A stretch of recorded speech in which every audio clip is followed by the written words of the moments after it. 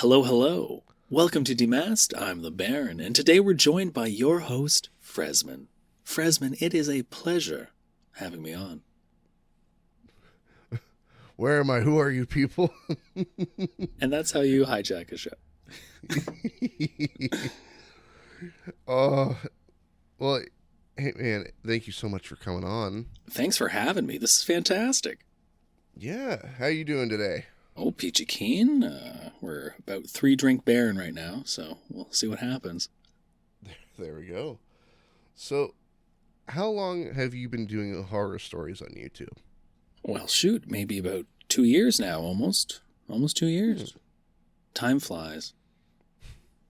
So, did you start, originally with a horror channel, or did you sort of start somewhere else and then come to that? Oh, well, we don't talk about the other channel.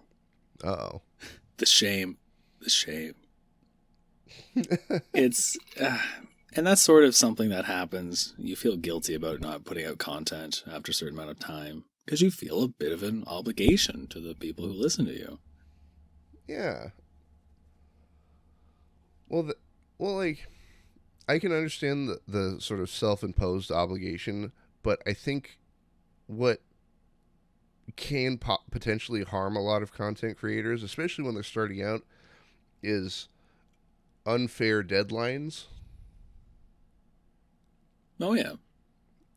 Like, I used to do that. It's like, I got to get something out in the next 2 days, but I have to do it, like, right now. But then I don't have nearly enough time or the resources to do it. Well, that was the opposite of what was going on the first channel. There's about 4 videos, very sporadic, massively successful compared to the horror stories. But, so now whenever I think of it, it's just guilt that I don't do that stuff anymore. People are languishing for years with no new stuff. They sit in their homes going, oh, where is the Baron? And if only they knew that I spend all of my free time basically just pumping out horror stories as best I can. Fair enough. They would be upset. But I like the horror stories more. So even if it's less popular, that's what I'm going to do.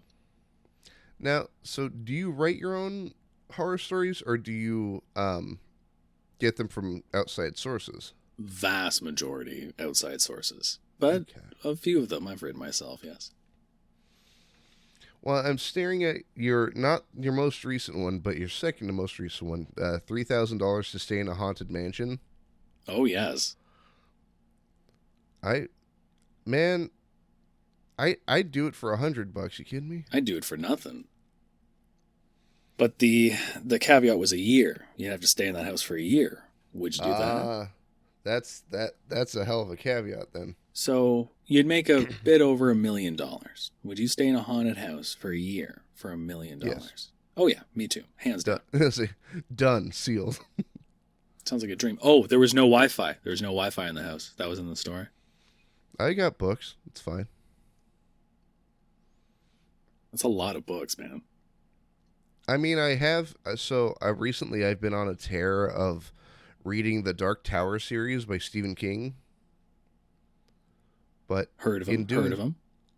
But in doing so, I've unintentionally opened a Pandora's box where, so I've learned that the Dark Tower, or at least the series, is connected to most of Stephen King's other stories.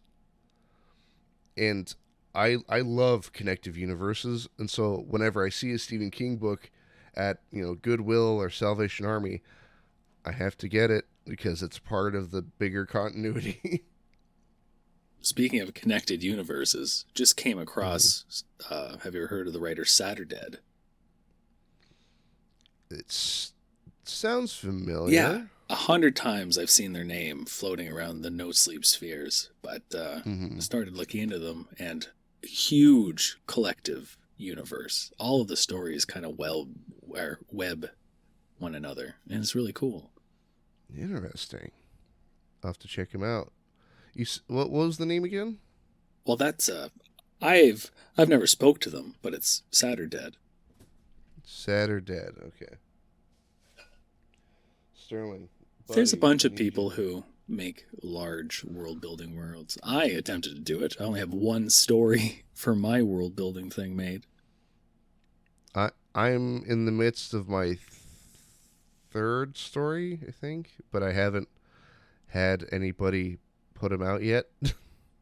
Like a Fresman world building thing? A little bit. It's more of I'm in there somewhere. I'm not the main character by any means, but uh,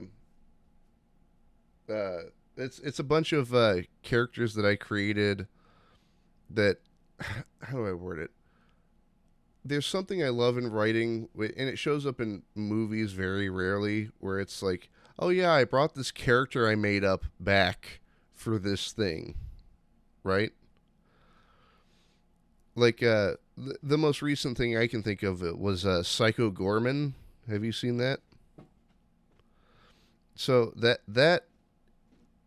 a lot of those, it's like it feels like 1980s action figure designs, but there's a character that the director made up for a fake commercial like 10 years ago, and he brought that character back for Psycho Gorman. And I bet both people who put those two things together are thrilled. Oh yeah. But I make as most people do, make goofy characters in games where you can like customize your own person. As one does. But what I do is I'll make that character and then slowly build lore around them, and then it becomes a way bigger thing that I intend it to. Like over something like a Skyrim character. Yeah, like like where it started was wrestling games. Oh well. Well, There's one of the what's up? there's the theater built into the wrestling inherently. So yeah, they all have backstories. Oh yeah. Well, like the story I'm writing now is actually about one of my first characters that I created. His name is Justice, and in terms of design, it's a skeleton wearing an Uncle Sam outfit. Uh, Patriotic. Yeah, but then I'm currently writing a story as to like what happened, how he became that way, but it's connected to like the previous two stories that I've written so far. This man loves his country so much he refuses to die. Well, I that and I like providing an explanation, not for everything, not over explaining, but just for the stranger aspects of a character. Well, that's good that you have some character development, Yeah. because that's my weakest thing when I'm writing a story. I I have a good scary idea, and the characters are just meat puppets to inevitably put into danger or whatever. It's I've got a strange repertoire of characters. Dang, can I have some? I mean, I can help you write one. They're all just blank slates. But I yeah, difficult to write anything these days. I just don't have the inspiration. The last thing I wrote was for Lady's birthday, and it took a month, and it's a bit over 1,000 words. I'll have to check. Do, do you use Google Drive? Does it have a word counter? Yeah, like on Google Docs, you can check. Because I also wrote something. For Lady's thing? Yeah. All right, on. Oh God, I forgot to send it. Well, shucks. That's Well, no good. do tomorrow, do tomorrow. I'm sure she'll accept it. It'll be fine.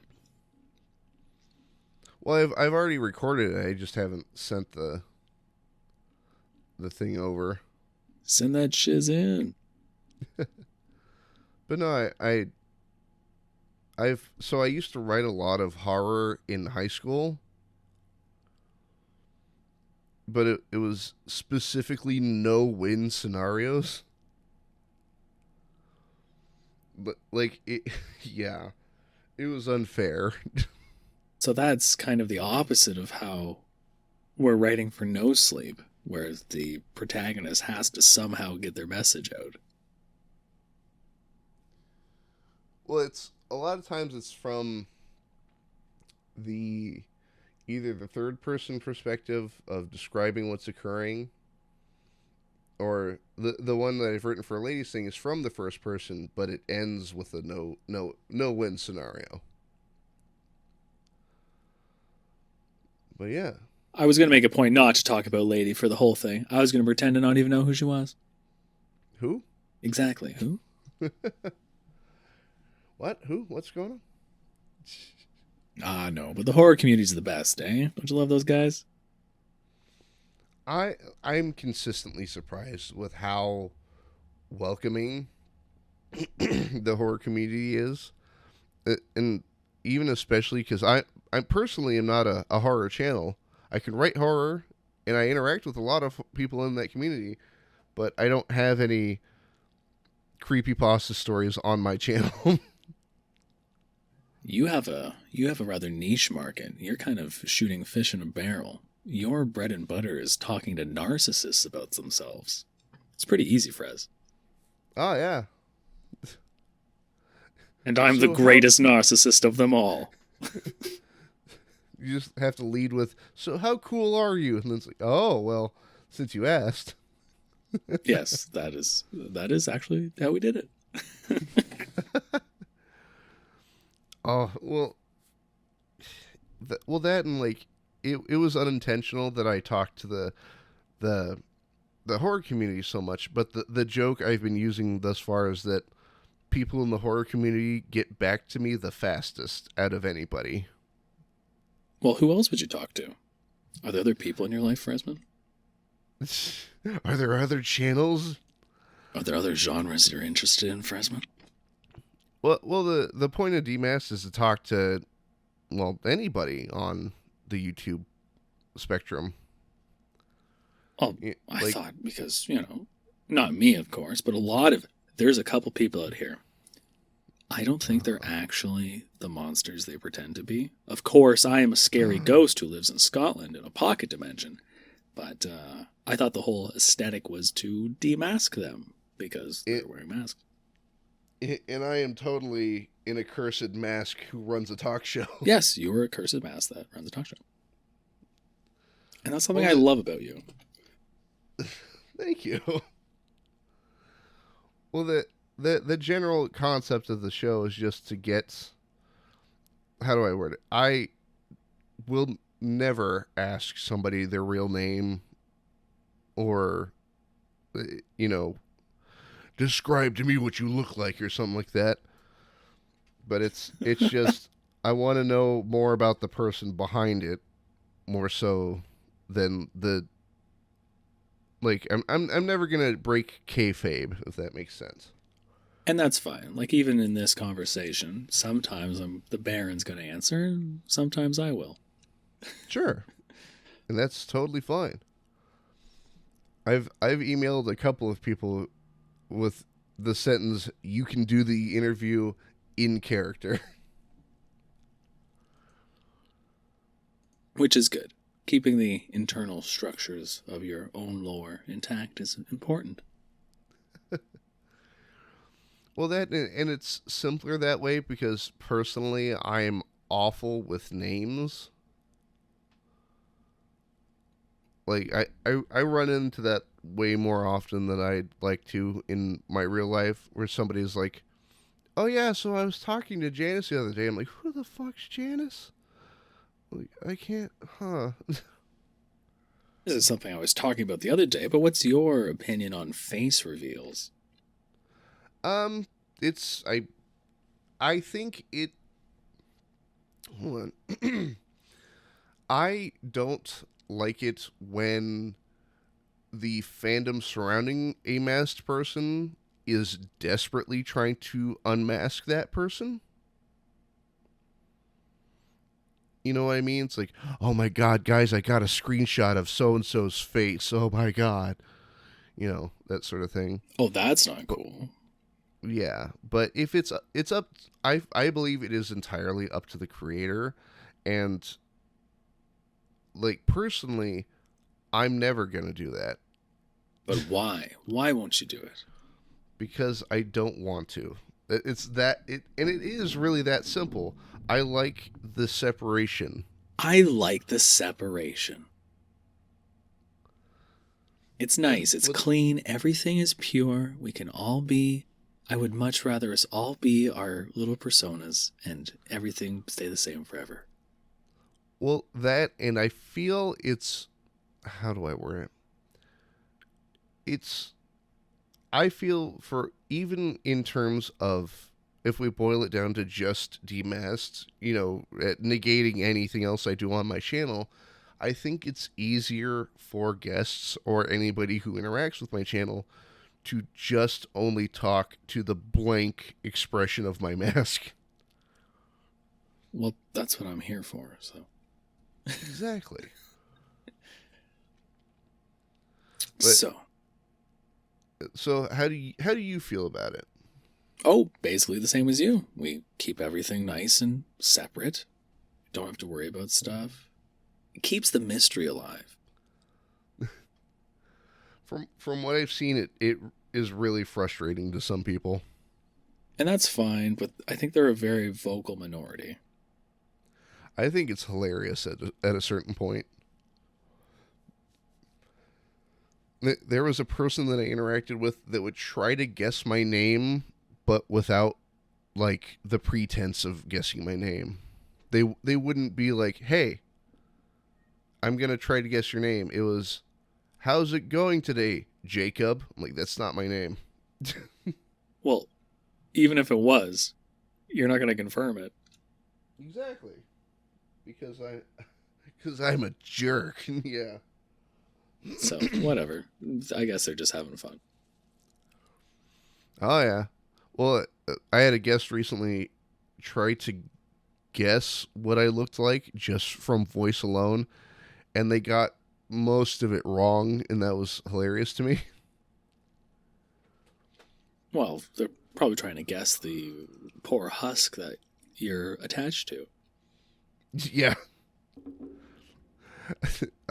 Oh man, if somebody would predicted like you look pink with 2 large eye holes and blue tear streaks. Is that what they are? Is it tears? Why are you so sad, Yeah. Fresman? It's more of just an aesthetic choice that I like. I like how it looks. That's fine. We don't have to talk about it. Oh my god. It's not your fault.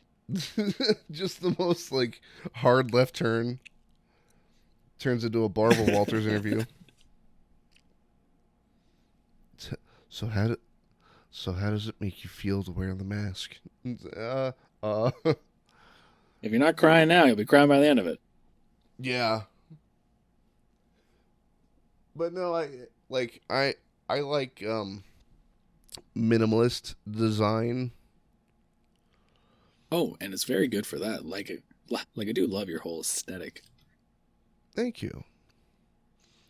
Like the idea is that the mask itself can change shape, but the pattern stays the same. Yes. The other Like, things. Oh, sorry. What's up? The other things I had on the itinerary was a definitive rant about Star Wars and maybe Game of Thrones S8 if we ever get to it. See, I haven't watched Game of Thrones for a very specific reason, and it's because the fandom ruined it for me. Why? Did they tell you it was good and you wanted to be contrary? Well, no, because there was a point in time, and it was, I believe it was during the second or third season, where every time I try to have a conversation about literally anything nerdy, Star Wars, video games, anything, it was like, "Oh my god, have you seen Game of Thrones? So good. Oh my god." And I'm like, "Yeah, but we were just talking about Star Wars. Oh my god, Game of Thrones is so good." Oh, and Okay. Well, that's fair. That is annoying. yeah. I'm not, how do I put it? It's not like I'm contrarian when it comes to that. It's not like, well, now that it's popular, I'm not going to watch it. It's more so just I'm hearing too much about it, so I'm sick of seeing it. That was the Baroness's opinion for a while. She just didn't want to watch it because everyone loved it so much. But then we got to watching it, and things are fine. I do enjoy. So I was listening Until the to a end. pod.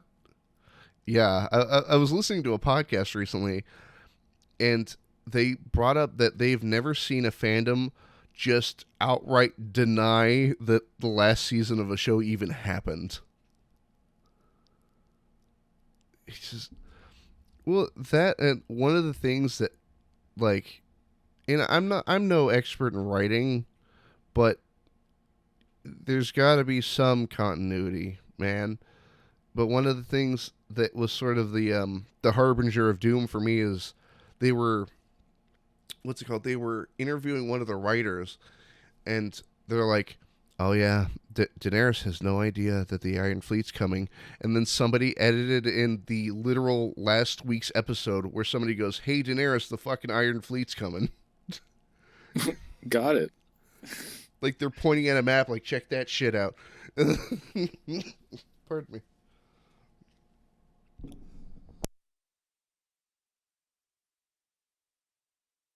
But Star Wars, though. What about it? What about it? Do you think there's anything redeemable about the recent ones? Well, so I'm not one to be like I've seen petitions to, like, oh, we have to remake the the sequel trilogy. The problem is the way I've described it to some people is like it feels like J.J. Abrams made this like blueprint for what could happen going forward, and then he wrote it on a piece of paper and handed it to Ryan Johnson. Then Ryan Johnson looked him in the eye and slowly crumpled that piece of paper into a ball and threw it into the garbage. And he's the one who did the last one, right? uh, Ryan Johnson's the one who directed The Last Jedi. Yeah, which is the last one in the trilogy. Yeah.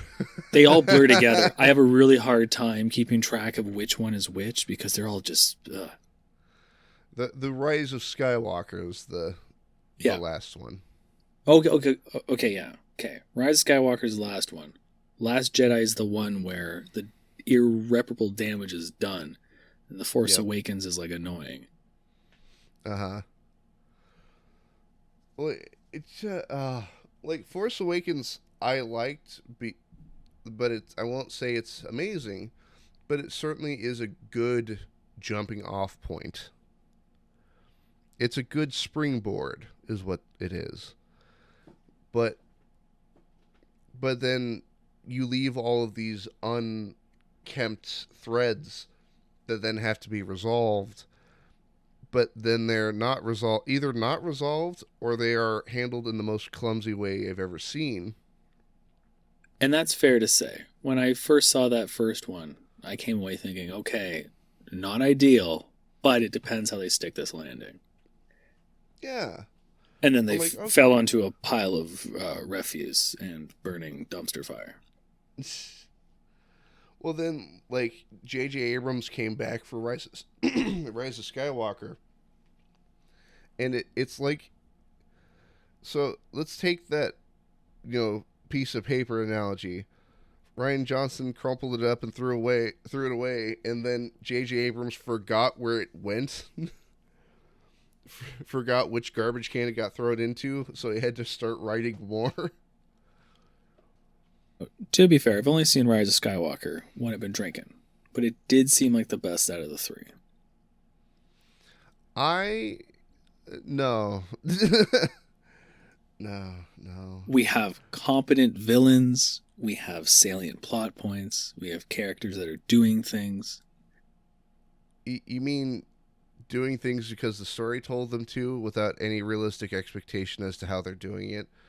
But then there's also the fact that several times in the movie, somebody just pulls something out of their back pocket that didn't exist 10 minutes ago. I'm not saying it's good. I'm just saying it's the best out of the three. Mm. I'm saying the crimes of the middle one, The Last Jedi, are just so grievous, so General Grievous, that it's just too much. So, okay. And this is a point I've brought up before, but Luke's lightsaber, or excuse me, Anakin's lightsaber, if we're getting real nitpicky, right? Sure. So, Last Jedi, that lightsaber explodes. Yeah. Like it explodes in half. Yeah. It's broken. Pretty broken. It's done. Yep. Start of Rise of Skywalker, it is working and looks to have never broke in the first place.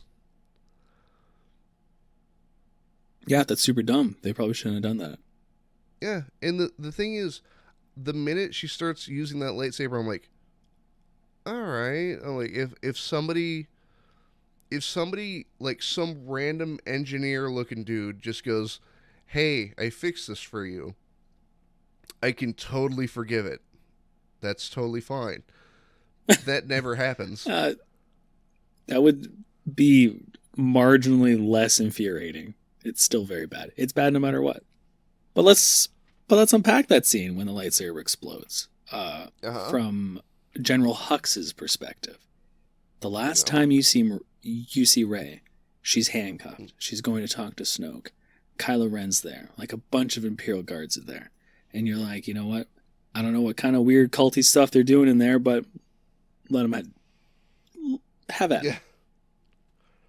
The next time you come to that room, everyone's dead and Kylo's unconscious. I think at that point, you give up. I will say I like Hux's like spite-based bullshit in wait. Isn't Hux the shit.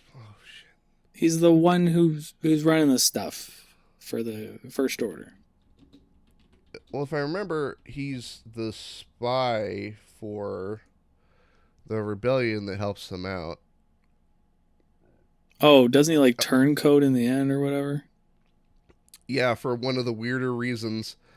Honestly, it's a straightforward reason. I really like it, actually. Yeah, he's like,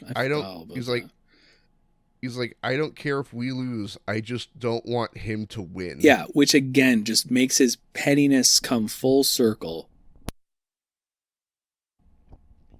Okay, so Hux is probably the second most betrayed character as far as writing goes.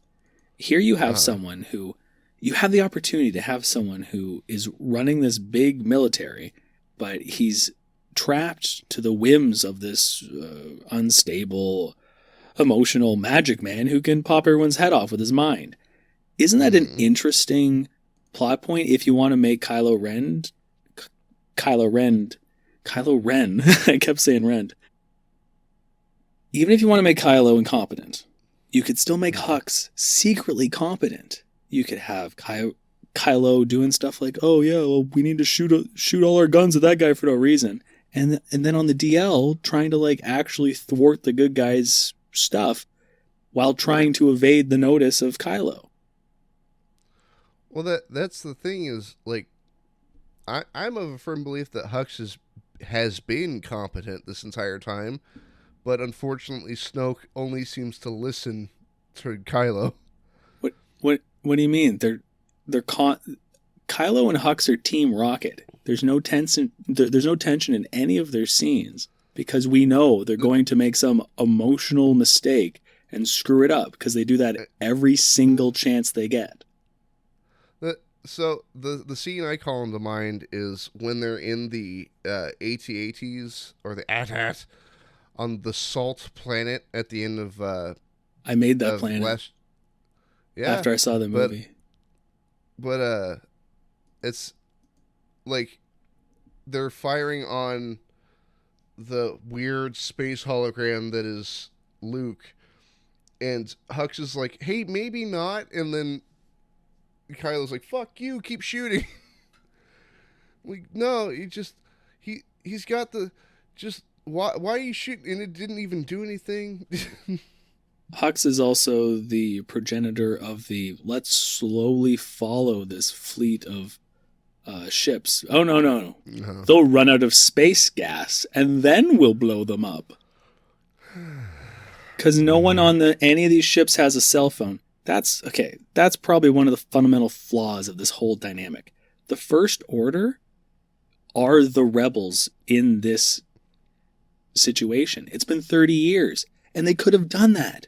Remember how ragtag and cool the rebels were? They have X-Wings that look like they're thrown together with scrap, and they're taking on huge-ass stuff.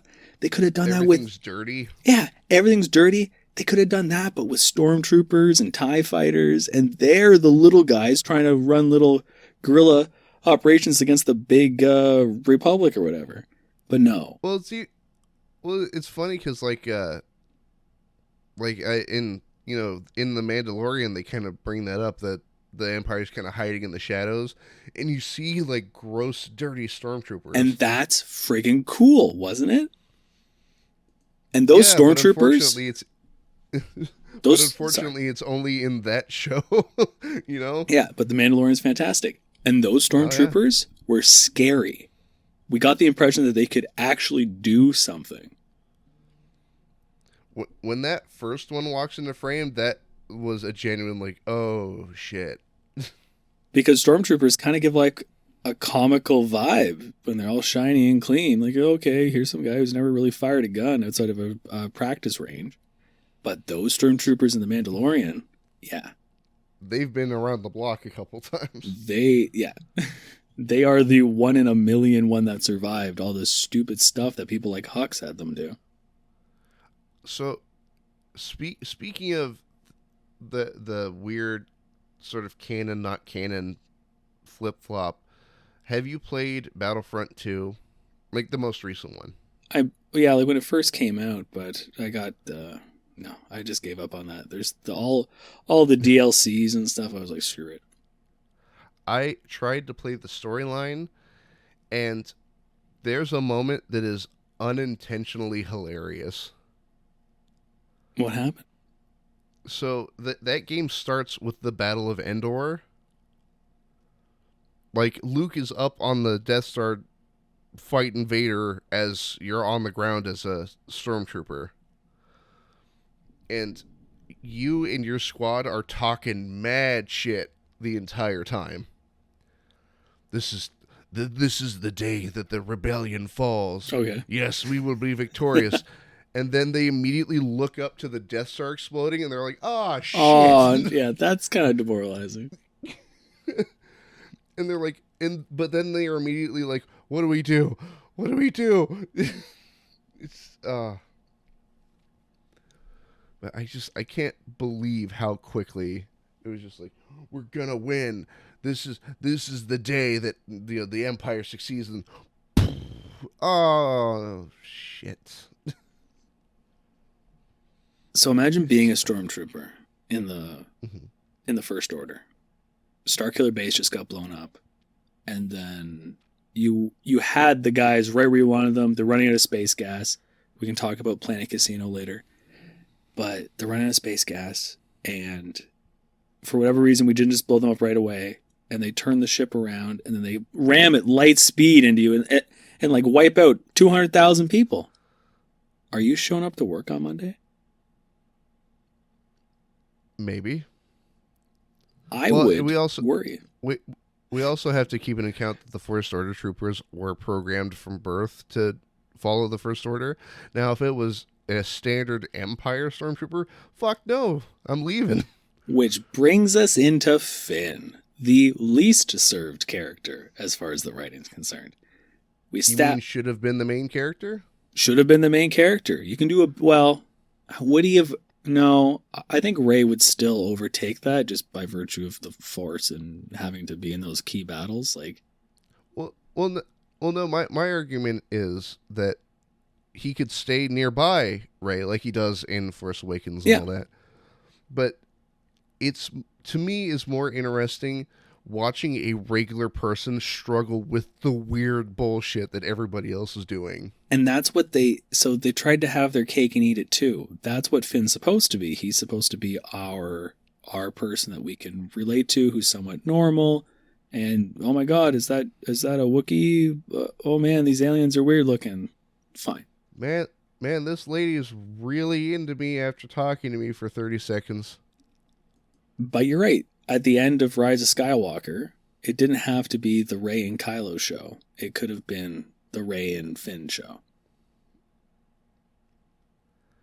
Just, but Finn, sorry, they take them from birth, and they make them sociopaths, and they like specialize in things. I guess janitorial services is one, but you're always primarily a soldier. You're a drop trooper. You can go kill people and be mean to people. Why is instantly Finn socially competent? I wouldn't say socially competent. I think it's more of desperate need to talk to somebody that isn't a fucking stormtrooper, especially after watching one of his friends die right in front of him. And that's the thing. You have one of the stormtroopers is inherently good, even though they've had their whole life brainwashed to like just be this killing machine. They see their first battle. They have this crisis of conscience, and they no, I can't do this. And then they do what Finn does, and they let Poe escape, and they run away. Blah blah blah. But you wouldn't have those like social cues within the first 5 seconds of meeting Rey. He's like, "Do you have a boyfriend? Do you have a cute boyfriend? How? Yeah, how would you know totally that?" Part of the resistance, yeah. They could have had him as someone who was brainwashed his whole life, trying to learn how social interactions work, trying to be part of society, trying to explore his innate goodness. But no, he lands, he's instantly competent, and just does funny one-liners sometimes. Yeah, everybody. You know what? That I feel like that problem is double for Rey, because she grew up alone on a junk planet that was sort of passively fed by that horrible slime monster. Well, she's standoffish and not fairly, and not. Yeah, that's actually a good point. Finn is more socially competent than Rey. The opposite should be true. They should both be pretty bad, but at least Rey should like at least have talked to someone in a relaxed sort of way before. It's the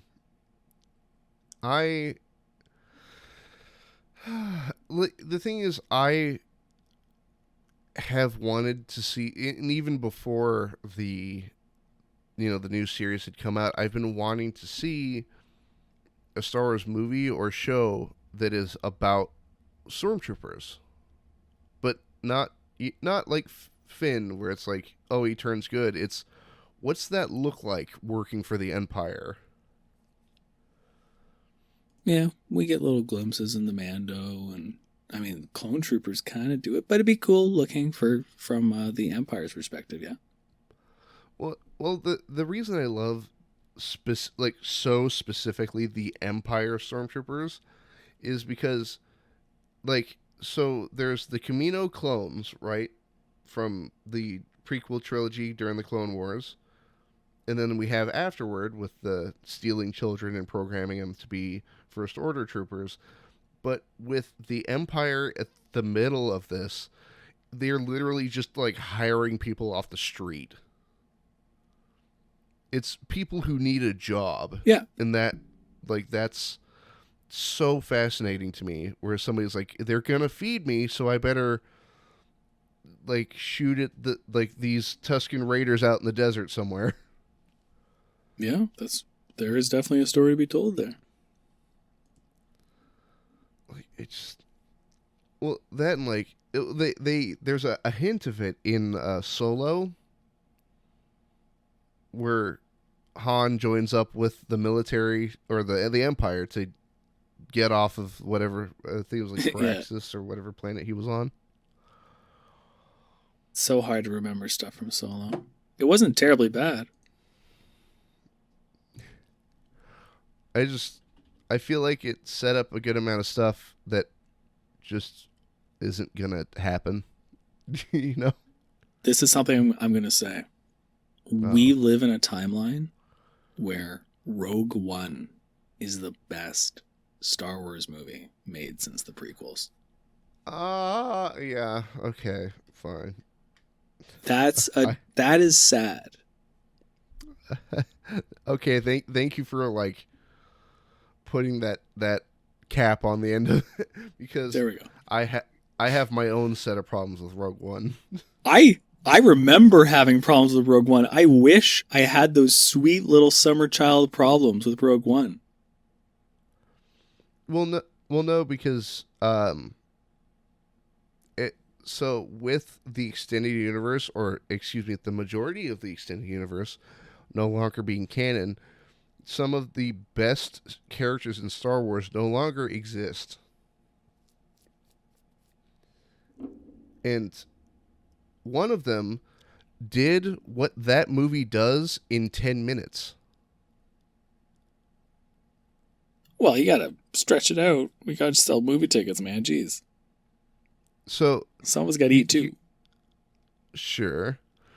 But, so, okay.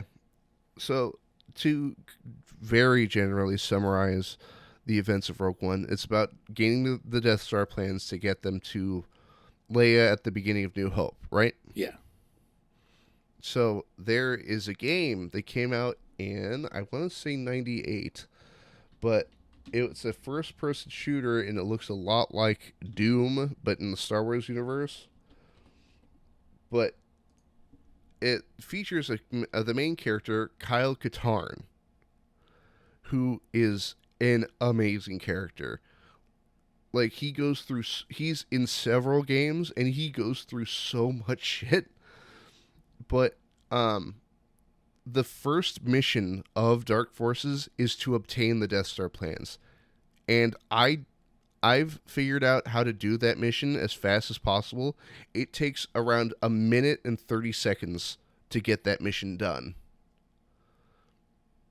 So, 2-hour movie of save the rebellion, and then there's Kyle Katarn with a gun, goes into a base, steals the plans, and leaves. That's it. But there's like a funny robot, so it's okay. But there's the Alan Tudyk's in it. But you gotta save the rebellion. Oh dear. Well, the thing is, I got my hopes up seeing the commercials for Rogue One, because what was his name, Cassian? It shows him like running on the beach with all the AT-AT walkers and the stormtroopers running at him, and I thought that was Kyle Katarn. Oh. I'm like, oh yeah, and then it's like, hello, my name's Cassian. I'm like, who the fuck's Cassian? Yeah, that might be kind of tough to sell to people. I should also mention, Kyle Katarn not only steals the Death Star plans, but later on in the series goes on to become a Jedi, give up becoming a Jedi, and then become a Jedi again, and helps found the current Jedi Academy with Luke Skywalker. Friggin' Luke. Luke's okay. The Force power creep problem. I didn't talk about the Force power creep problem. Remember how Leia gets shot into space? She uses the Force to. Okay, they could have had her been injured. She could have been unconscious for a bit. She got knocked over by an explosion. There's blast door up. She falls on her head. She's out. Same thing accomplished. No, they got to suck her out into space, and then she uses the Force to survive the vacuum and propel herself back to the ship. So, real quick, isn't Rey on the ship when that happens? I don't think she is. Isn't she on planet Newfoundland with Luke? Planet island in the middle of the ocean. But, or there are hints throughout the sequel trilogy of Finn being a Force user. Like, not not like the most powerful, but just like, Yeah, can do you know, some stuff, which is cool, but that makes him less accessible for like our go-to relatable dude. So that would be sure, not a great choice I would do. But sure. But then the but transitive property of the Force, if Leia's the weakest one, because really there's 4 Force users. There's Leia, Luke, Kylo, and Rey. And Leia's the weakest one. Luke is definitely stronger than her, and he feared Kylo so much that even though Darth Vader wasn't beyond redemption, Luke got some bad vibes one night and decided to murder his nephew in cold blood. He got so freaked oh yeah, out. oh yeah. And a side note, so you know how Luke's telling a story about like, yeah, it was Leia's last night of training, and she had a vision that her son would die if she continued her training. So she said, "I'm not going to continue my training." But then it cuts to Luke almost murdering Kylo in his sleep. So he should have known he wouldn't have succeeded. Yeah, like, So now we know that Kylo is at least more powerful than Luke, or he wouldn't fear him so much that he'd completely reverse his character, blah, blah, blah. And then Rey, with no training whatsoever, routinely kicks Kylo's ass at every opportunity, which means she now has the Superman problem. Every scene she's in has no tension because she could pop all the bad guys' heads off with her mind if she wanted to, from miles away. and that's that. See, the Superman problem is what I also refer to as the Flash problem. Like both the CW show and the Snyderverse, because it's like you can move so fast that other people around you aren't moving. The fight is over, but then you trip, and that's how they write you out of the rest of the scene. Yeah, I haven't seen like those shows and stuff, but I imagine it's just like a series of progressively faster enemies, No, or maybe someone who slows you down on occasion. barely. The biggest threat to the Flash in the first season of the show is man with cold gun. Well, it's Not fast. Not fast. well, it slows them down though. Yeah, but it's not fast man with cold gun. It is regular dude. And there's so okay. I'll recommend it cautiously because I've only seen the 2 of the guy's videos, but he he made 2 videos called "The Flash is an inconsistent mess," and there's a shot where Captain Cold is pointing a freeze gun at 2 civilians, and the Flash runs behind him and past him to get to the civilians. Huh. Like, leaves Captain Cold alone entirely. Doesn't even touch him. You could like, I don't know, run up to him and rip his throat out real quick. Or even like Luke Cage actually did a fairly good rendition of like how easy it would be with superpowers, where he's just grabbing the gun out of somebody's hand and he slaps them upside the head so hard that they're just unconscious. Very slowly working my way through Invincible with dodge, actually. And we're only on like the 2nd episode, but that's gritty and I like it, how like realistic it is. I love Invincible. Don't say anything. Don't say anything. I'm not spoiling shit. You should go talk to Dodge. We should watch that shit. I'm like, you watch that. You go through that. But yeah, once you finish the season, there's a point that a lot of people bring up, and I think it's pretty valid.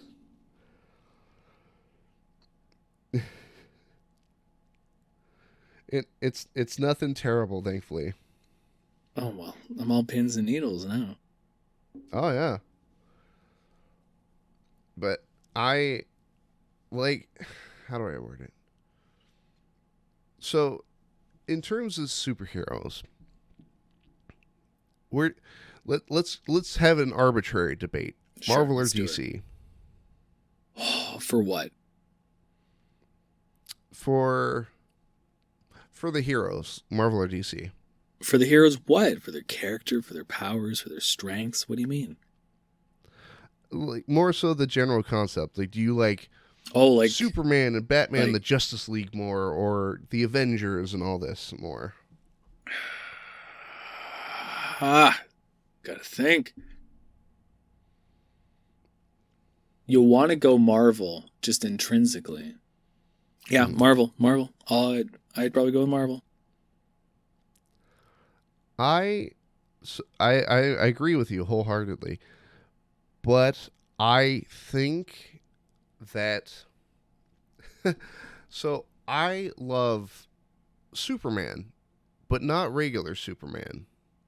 I don't like standard, I've figured everything out Superman, that sort of thing.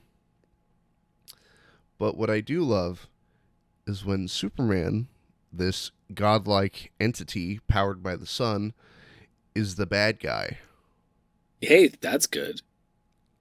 Because the problem with him being the hero is he's very boring. But as a villain, very compelling.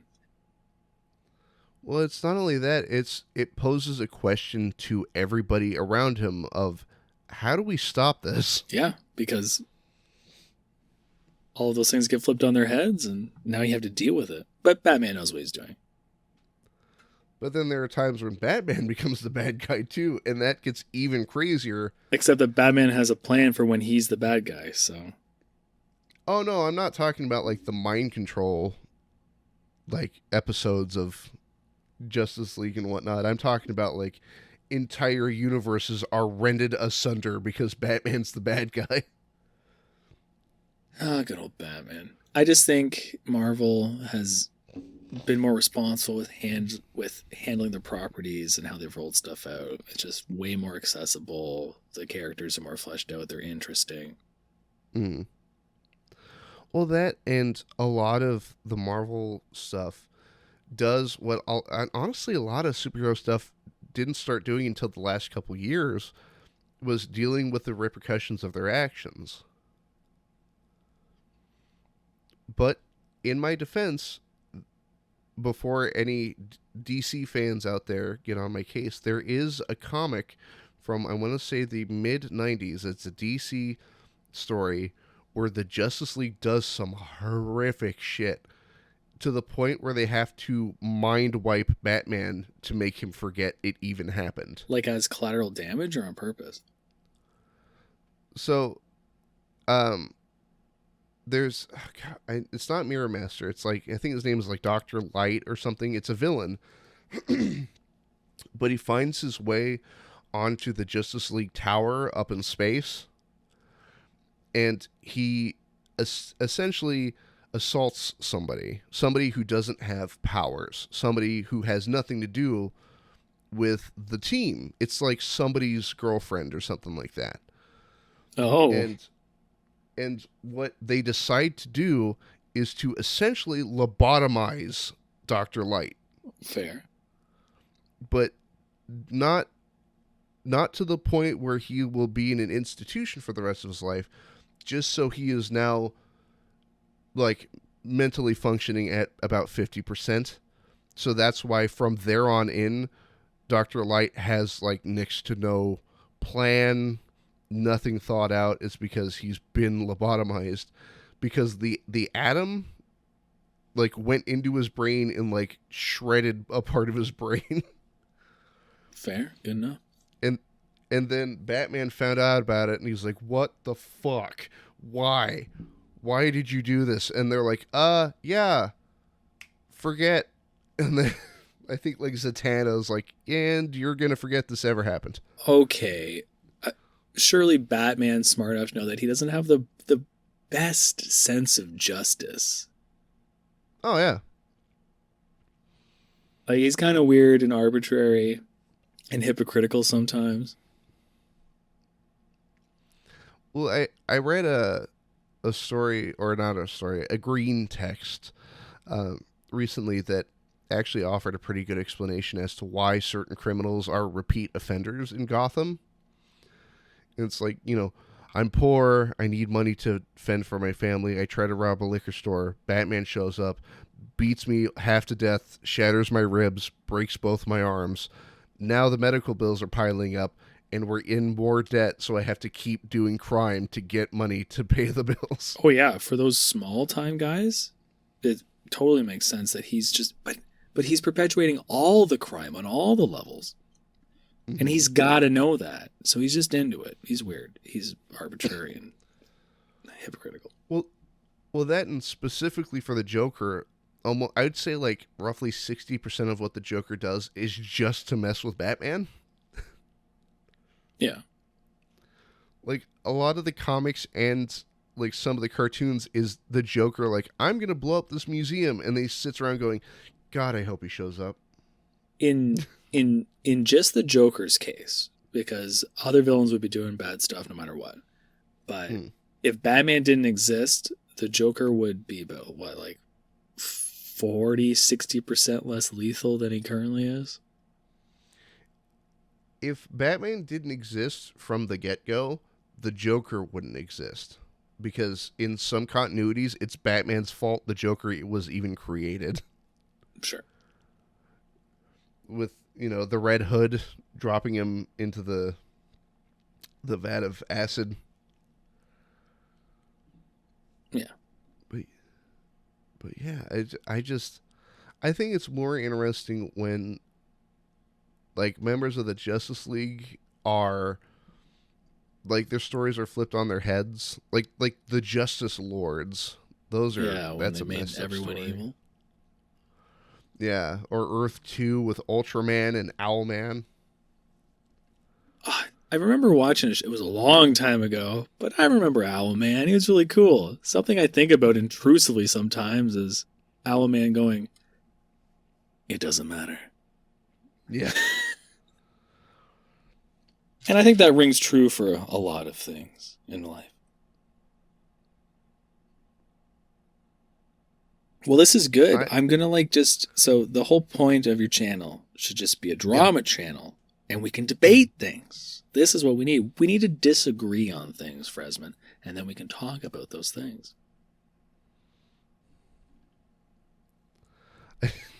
Just pick a topic to complain about for roughly an hour or so. Yes, exactly that. Because that's what people love. They just love the drama. Ooh,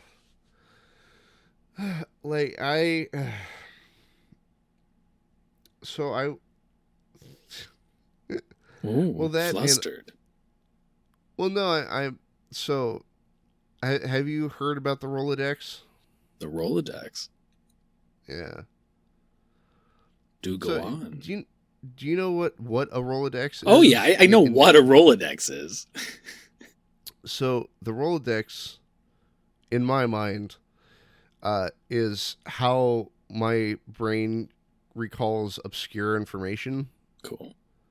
So, say we were discussing something, and you went like, "Yeah, Superman," and then a Rolodex somewhere in the back of my brain goes, "S, Superman." Everything about Superman. Yeah, starts spooling through everything I happen to know about Superman, and so, but once in a while that leads to me just like, because it's just like, what part do I talk about? Where do I start? That is the tricky thing. That's why for the first 20 minutes of our Star Wars conversation, we didn't actually cite any specific examples. We just sort of complained vaguely about it. Yep. That's because the Rolodex was spinning. Rolodex was spinning. What a great term. And because I imagine, so you know how a lot of times in certain media and fiction, it's like, oh, we have to look through his memories, and it's like file cabinets. Oh yeah. It's not that. It's not that to me. It's a desk with like a light pointing at it, and then just a Rolex just. I'm disappointed in myself. I can't regurgitate the SpongeBob line. Sir, I threw out his name. I'm just a clever metaphor to illustrate the abstract concept of thought. You're gonna get fired if you keep up that attitude. No, please, I got a wife and kids. We threw out his name. Where's his name? It's as if all he knows is fine dining and breathing.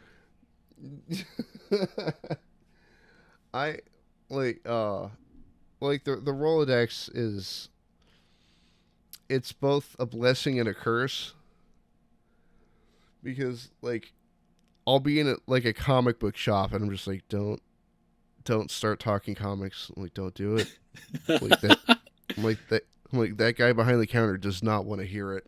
Like, I don't need it. yeah. Well, I had that problem when I was with my ex because she was not into comics whatsoever. Like, she had no, you know, general knowledge of comics.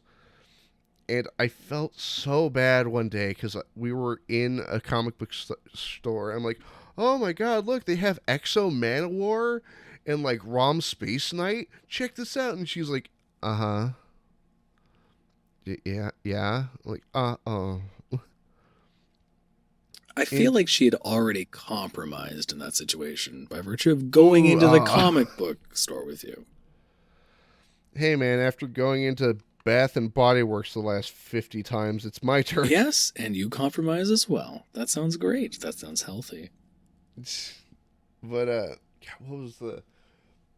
So you mentioned Lady Spookaria, and I'm Who? doubling down here.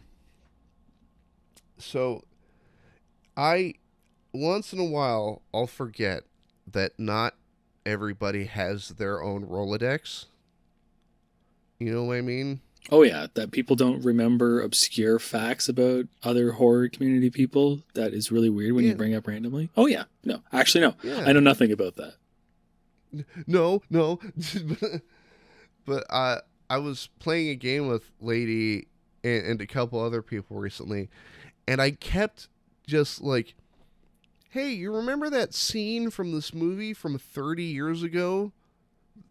Then I hear this defeated tone come over her microphone, and I just hear, not all of us have a Rolodex, Fresman. I'm like, oh, you're right. Oh.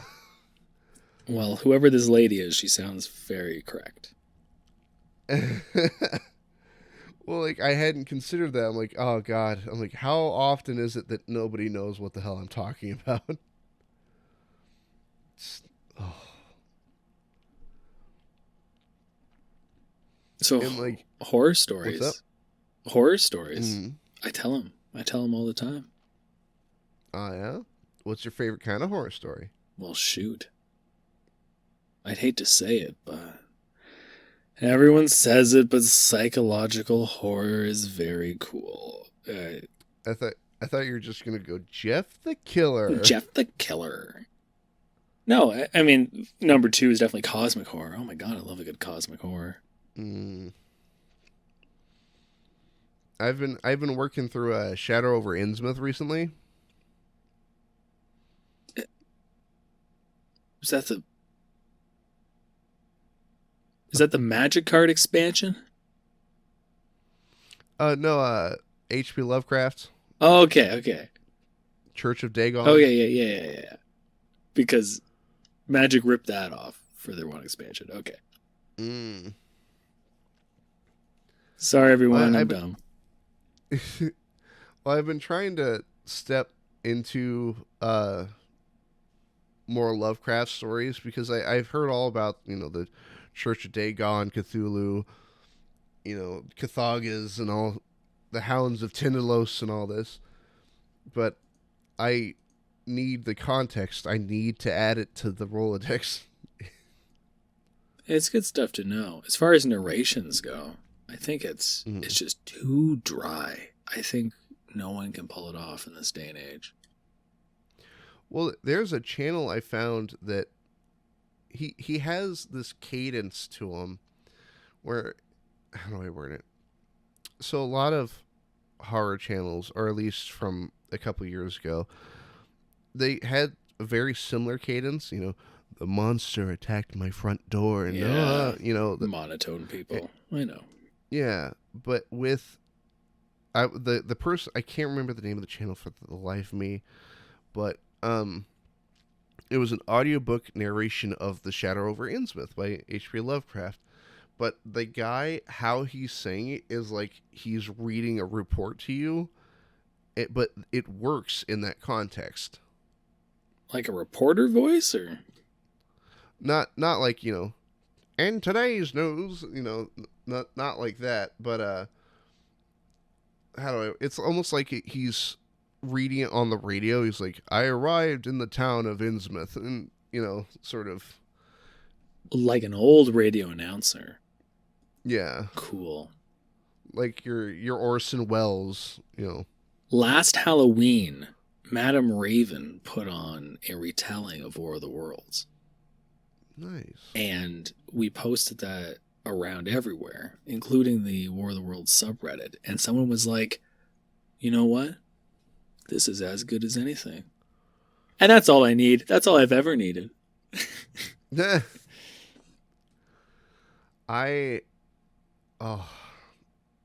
Well, there was, God, I can't remember what it was. I used to not enjoy, like, I love psychological horror as well, but the one I'm not a fan of lately is Let's Not Meet stories, but it's the majority of them that I don't like. The stories themselves, not the narrators. Not a whole lot, just the majority. Well, no, because a lot of them have to do with, like, a stranger walked up to me, he acted creepy, and then he walked away. Let's not meet, Well, what do you want? That's the format of the whole sub.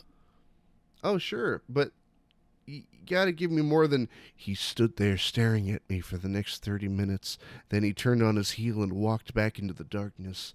Like, there's gotta be more somewhere that out there, dude. I've had weirder shit happen at work. Well, you should put on Let's Not Meet. What are they supposed to do? Make something up? What do you mean they're supposed to write something interesting? It's stuff that happened to them.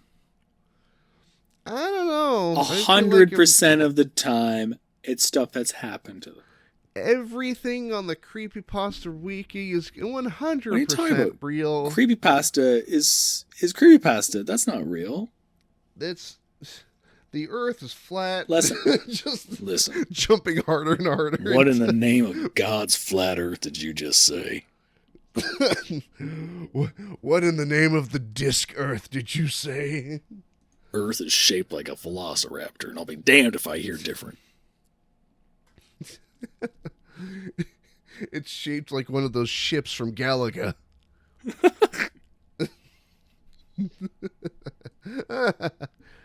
or how some people say it's a cube. Cube Earth, yeah. Oh yeah. It's up there. It is in the top 10 possibilities, to be sure.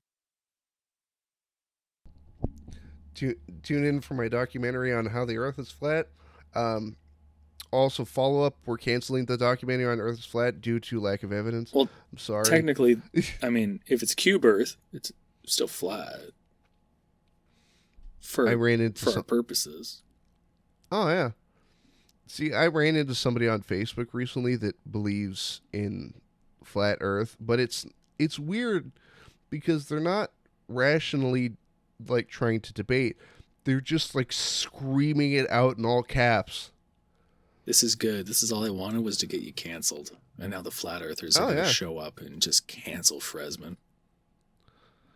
To all the person who watches this and believes in the flat earth, I'm sorry. If you make it into an hour and 20 minutes into this. You made it so far.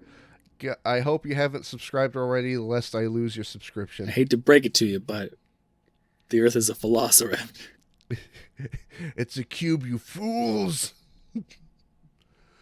I think it was Hair Raising Narratives interview that I just snuck that in at the last possible second. What, flat Earth stuff? Oh yeah, well, because we were talking about goofy conspiracy theories, and I'm like, hey, with that, my name's Fresman. This has been Demasked. The Earth's flat. See you later, and then just cut off. Well, there you go. This is just the next step in your propaganda campaign against the flat Earth. I don't actually exist. Have a nice day. And then just kind of... Spoiler alert, none of you exist. Earth's flat. Have a good day. Oh, do you happen to watch the show Pre-Game Discharge? No, I do not. But if that happens to you, you should consult a doctor. Oh, yeah. But what I'm saying is, you should watch Pregame Discharge. It's a ridiculous show, and I mean, I'll try, but I don't know if those fellas will let me into the locker room.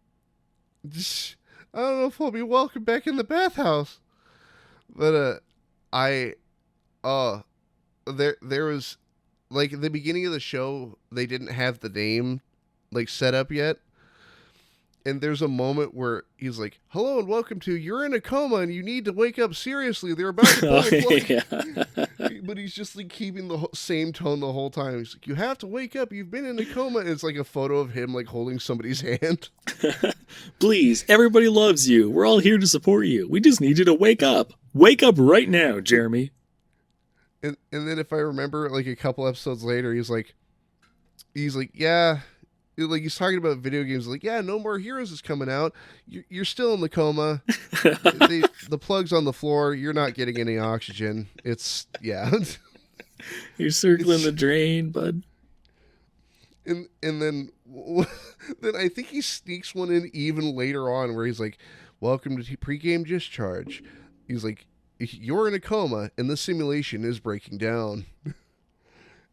Just like, oh, God. It's like it's just how cheerfully he sneaks it in. It's like internet comment with Eric's. Oh yeah. Cease your investigations. Only you can see this. Shit, we should have done that. Big money salvia. We should have put it one.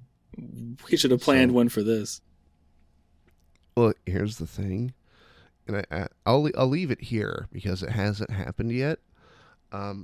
I plan on, so you know how he does like the cut from the camera looking at him to him posting? Yeah. I plan to do that to ask him to an interview. Dude, if you get big money salvia on Demasked.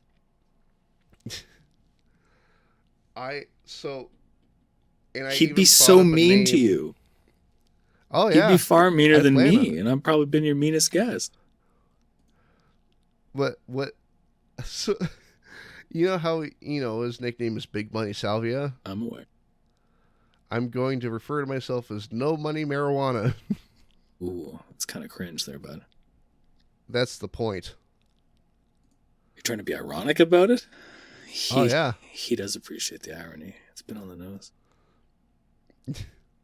Just imitation is the sincerest form of flattery, especially if done poorly.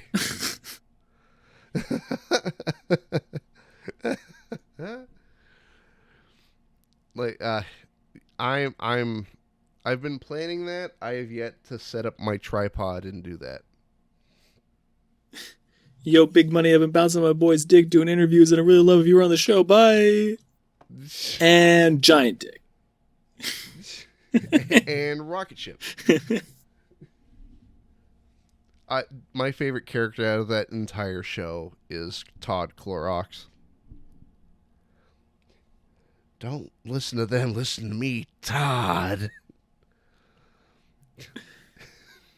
I remember the friggin' Viking writing some of the most beautiful shit I've ever heard. Oh, God.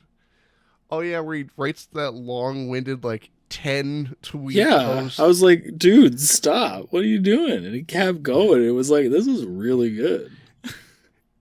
An event that shall rattle him awake in the night for years to come. And post. What's that character's name? Skilnir. There we go. Oh, God. Or how there's how he pre-plans everything with long-haired Eric. Oh. Hey, did you hear about Rip Torn? Oh, damn it. The past. Pineapple Eric. See, that's the thing. People like that, you get demoralized. Because what's the point? We're never going to write as well as internet comments etiquette with Eric. So, you say that, but that feeling is what made me push harder to do my channel. Come, you can't just give in to the sadness with me, Fresman. Why can't I just crumble under the weight of my own self-consciousness? Just sit here in the dark and it'll all be over soon. I can't. The neon light of my talk show sign is too bright. Nice. That was awesome. Well, so okay, it wasn't internet comment that gave me that feeling of hopelessness. It was the Game Grumps. Why? Do you Well, watch? I've heard of them. I've never watched them, but why did they do it for you? So it was back kind of right after I started my channel. I'd say about 6 months in or so. Like, yeah, I'm trying my best, and then they came out with like a video that's like an office tour, and they have like this beautiful, and I mean beautiful, expansive office. They have a team of like people helping them out like with stuff, and it's all this. It's all born from doing YouTube stuff. And I had this sinking feeling in my heart of like, oh God, I'm never gonna be able to you know catch up. And then, so okay, this is a phenomenon that I don't think I brought up on Demasked, so this will be a first. I'll be gentle. But so I almost didn't start a YouTube channel. I started my channel back in September of 2016, and how do I word it? I had put it off for a long time because I was self-doubting. I was just, God, no, probably nobody's going to watch it, or I'm not even going to be able to interact with people, that sort of thing. But how do I work? It's like, so you know how there's like your conscience is like sort of, it stops you from doing things sometimes. Sure. If that makes sense. It was the reverse of that. Oh, you felt you were compelled to do it. Well, no, I'm sitting there and I'm like, oh, what's the point? And then I just hear something in the back of my head, like, why the fuck aren't we doing something? Like, are we just not gonna try? Like, what? Come on, man. And that voice has saved my ass more times than I can count. Well, good job, voice. Yeah. MVP. Like it helped me through a rough patch this last year too. It was great. But no, like it's rare that voice comes around, but it's usually pushing me to try instead of giving up. Well, if the voice came around all the time, it wouldn't be so clutch. Oh yeah. But like I'm sitting there and I'm literally just like, God, I'm never gonna. I'm never gonna catch up. Like, geez, what's the point? And then, like, that voice came back in the back of my head. It's like, well, we're at least gonna try. We're gonna put our best foot forward and see what happens. We're not just gonna let this stop us before we've even, given it a shot. But these are fun, entertaining interviews. So yeah, if that's the goal, then you succeeded. Thank you. At least that's what I've gotten out of listening to them. Well, that and I keep it simple. There's no script. There's no bullet point to hit. There's nothing. There's no plan. But that's the point. Fresman, it says in the script that you weren't supposed to say that yet. Hold on, let me wait, let me move my mic. Hold on. Just let me look through my bottles real quick. Whoops. Hold on, where's my pipe? Hold on. Okay, yeah, here we are. Okay. Yes. You're right, Fresman. There's no script. What's this on this bar napkin? Be funny, haha. All right, cool. But no, like this show is purpose built to not have a script, and I think it's working. Oh, for sure. It's good. We natural, we flow. And there's endearing silences while we both desperately think of what the next thing we should say. And I think the Oh yeah. viewers appreciate that. There was one interview early on that if I remember, I had just gotten out of bed for the day and I was still like half awake.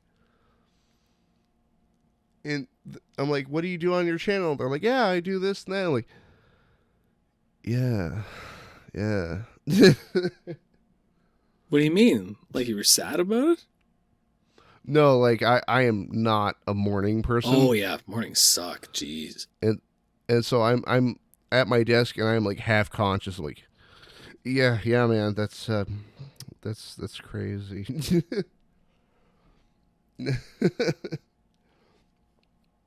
But thankfully, with time, I believe my interview structure has improved. At least I hope so. God, I hope so. This is the Baron talking, but it couldn't have possibly gotten worse. You know, yeah. Well, I mean, the worst outcome is that the episode doesn't come out, which has happened once or twice. And I believe I told Fearsome about this, but I accidentally screwed up the recording for a larger channel that I had gotten to interview. Oh no. And like lost it? Yeah. So, and I'll mention him again because he's wonderful. Mr. Dave Capdeville, who was on the show. But he's a super cool dude, but he also has a background in audio engineering that he had told me about. And he'd given me the sort of the advice of having the guests record their microphone and then I record mine separately and then put it together in editing because it'll sound cleaner and I can fix whatever timing issues that could pop up, right? Yeah. I literally the next interview didn't follow that Smart. instruction because my thought was, you know what? I have enough time. I'll figure it out later. And I won't give, well, I mean, I've already given the name, but, fuck it, whatever. It's a channel I really enjoy called Scare Theater, who does, like, investigations into horror stuff. Ooh. And I really enjoy his content. And I got him on the show, and I was recording my audio, all of my audio, through OBS. And then it didn't record in No. Woof. Even worse. So I was trying to, before that, I was trying to figure out how to use my, I have an Elgato game capture for like your consoles and whatnot. And there's a delay between the gameplay and whatever audio you record. So I configured OBS to account for that delay.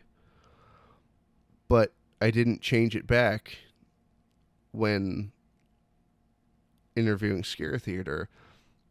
And it saves onto a single audio track. So you were like mushed together? Yeah, it sounded like I was interrupting him the entire interview. And I have heard you say that. I remember listening to that.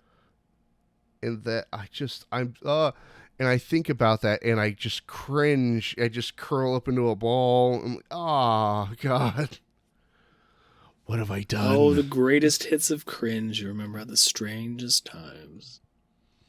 Oh yeah. Oh my God. Well, I'm glad we went there, Fresman. I'm glad you got to relive that for the second time live on the air. As the Rolodex just click, click, click, click, click. Oh no, it went to cringe. Don't go to cringe section on the Rolodex. Why are we in the C section? What's going on? What? No. Subsection CR under cringe. No. Cringe, see also Fresman fuck ups. And then there's the subsection of like the people related to my cringe. Under S, Scooter Theater, perfect. You just have a whole list of people you've betrayed with your audio. Oh my god. I like thankfully it hasn't been consistent in my mess ups, but I've been getting better at it, thankfully.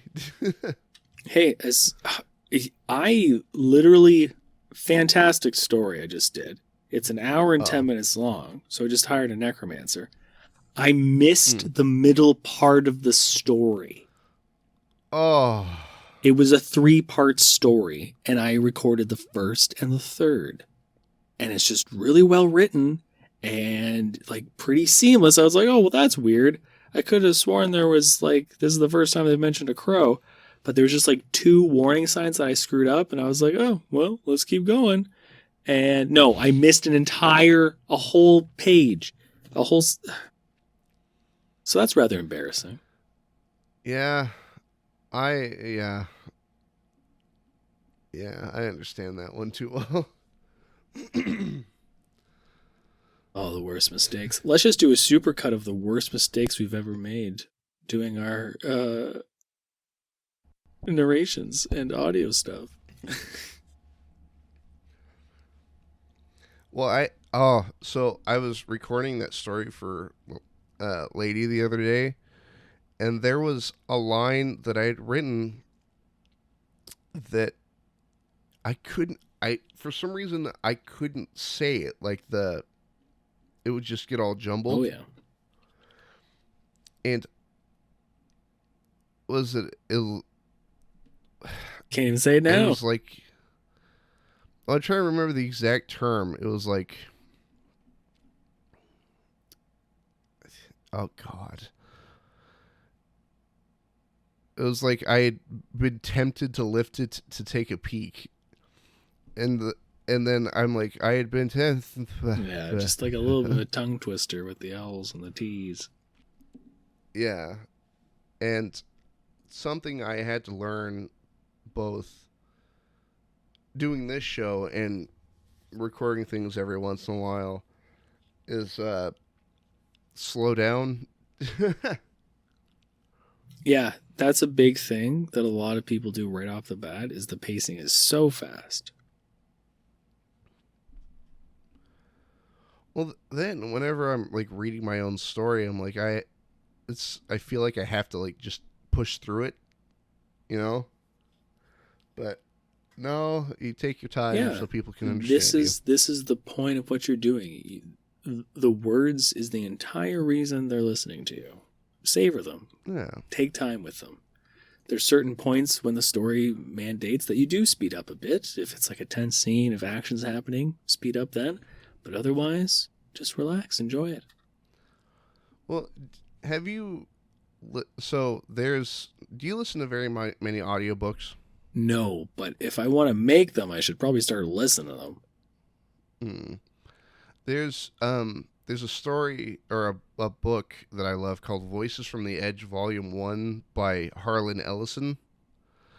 And he wrote it. I don't know if you heard of it. There's a game about it too called I Have No Mouth and I Must Scream. Mm,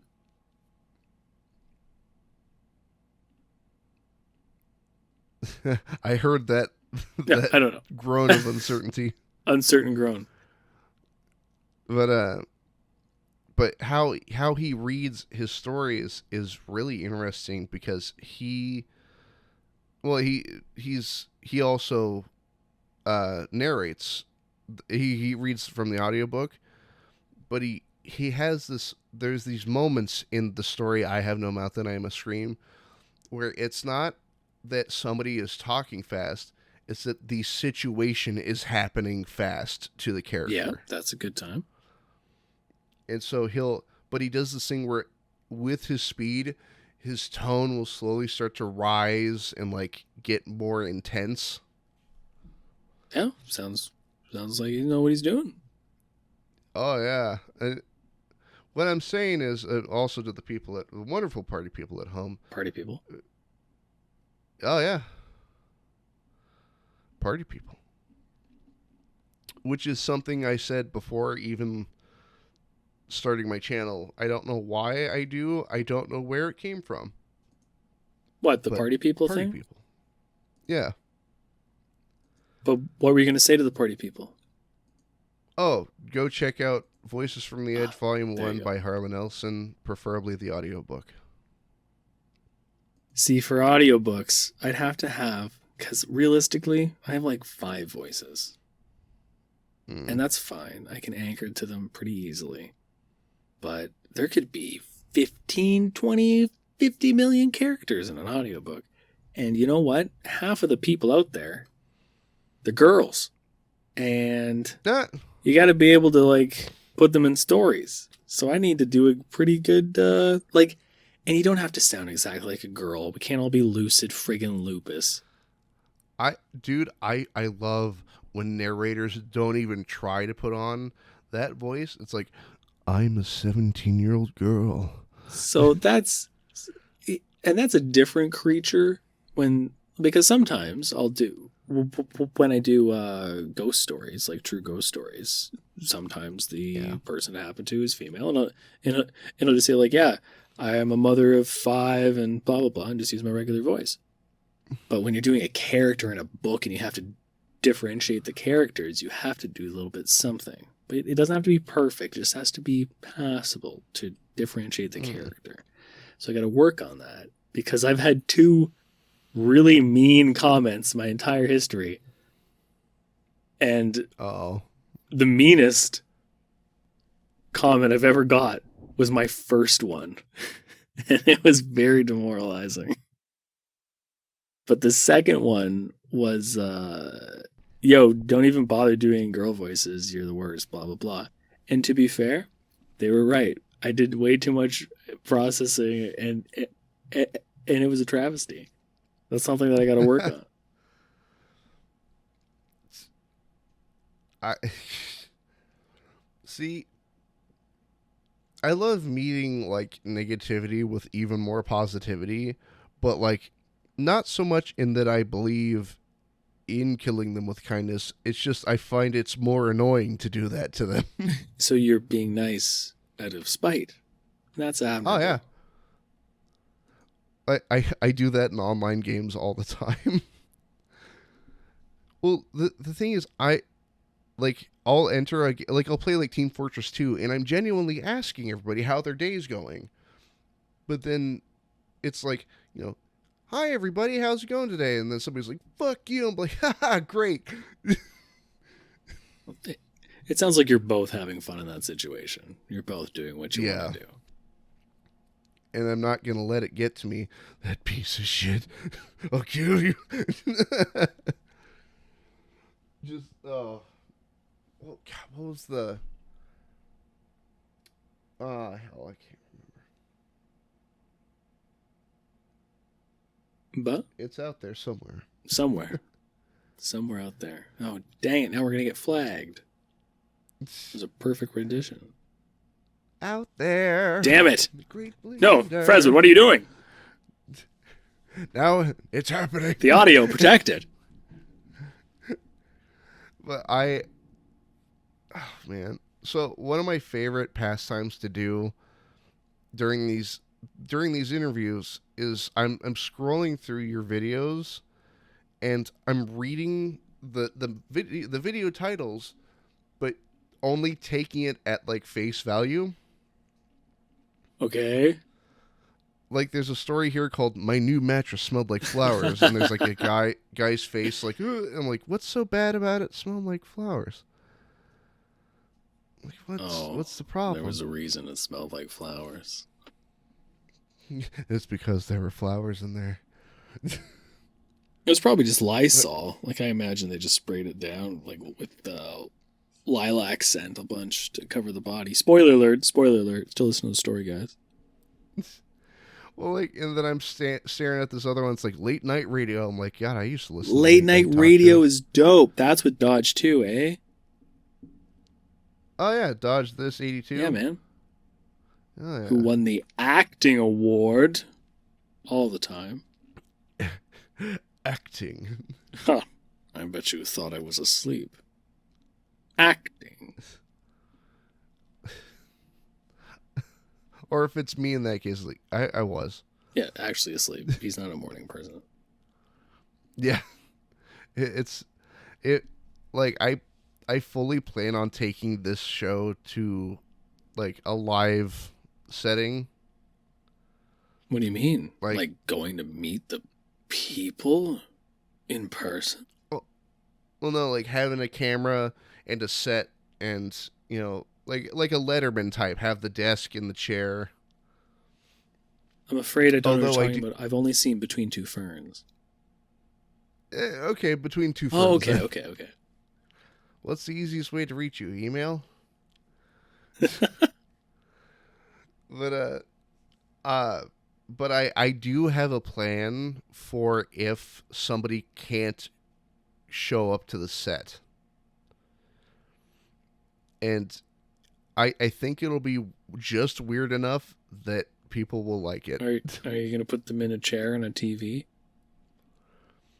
So close, but it's going to get even weirder. I plan on buying a mannequin that's like in a sitting position. Oh, and then then cutting a giant rectangular hole in the chest and seating a monitor in the chest. that's yeah, like it'd be hard to put it up on the head. I don't know if you know Well, this, that- but most humans have their heads on top of their torsos, not inside them. Oh yeah. But I figured like the mannequin will have like a head, and I'll put like a hat or a mask on it or something. But then like with the TV, just have like, if they can't come on and they're a faceless YouTuber, just have like their logo. Oh yeah. That's what I've started But doing with the. I made a new background so I can have people's logos on the screen in these little graves things. They're delightful. Nice. There you go. That's how you do it. What do you do? Yeah, go through the stories. If anything jumps out at you, I can tell you all about it. I love all these things. Excuse me. The most popular one is Don't Let In the Mary Lloyd, which I wrote actually. It's my most popular video. Nice. Why we don't go camping? That was the mysterious lurker. I like this one. The Church of Nothing. I'm just imagining like, oh, it's Sunday, and you walk in, it's just an empty room. Oh. Okay. Church of Nothing is the first time I've tried to like dabble in ASMR. Like I actually tried to make the mic like go around. Like there's some surround sound. My voice is actually moving around the room. There's a lot of sounds and struggling and ropes and stuff. Anyway, you don't need to worry about joining the Church of Nothing because we'll be in touch.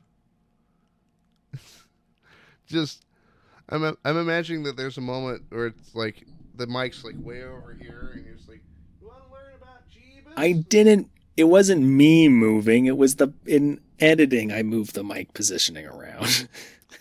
Yeah, well, I go the extra mile, man. Method voice actor. I will walk away from this microphone just to prove a point. There's mic technique that I tonight. So I don't even know if I should talk about this, but let's be fair. I've been drinking a fair bit. Do you know of TJ Lee? I've heard of them. We're freaking working on a story. Ooh. And it's like I'm doing a voice for him, and it's gonna be cool. And it's like a dream come true, and I'm still kind of over the moon about it. But not really. I've never voiced an evil puppet before. It's not one of the 5 voices I got in the repertoire. So working on that. Dude, I would love to voice like a weird villain. Well, you got the mage, so you can't complain. Mage. In Liz's story. Oh yeah. Oh god, what's his name? It was a pun, if I recall. Or I made a pun about it. That's in my Rolodex. It was like, oh, it was like Orvis or something like that. It was an O name. I can't recall. Hmm. Anyway, that'll be fun. Then we'll be in a story together. Hell yeah. Congratulations. I have a voice that I annoy Lady with sometimes. Who? Exactly. The sentient chicken McNugget. Well, she's actually working very hard on the chicken nugget front, so I thank you not to bring that up.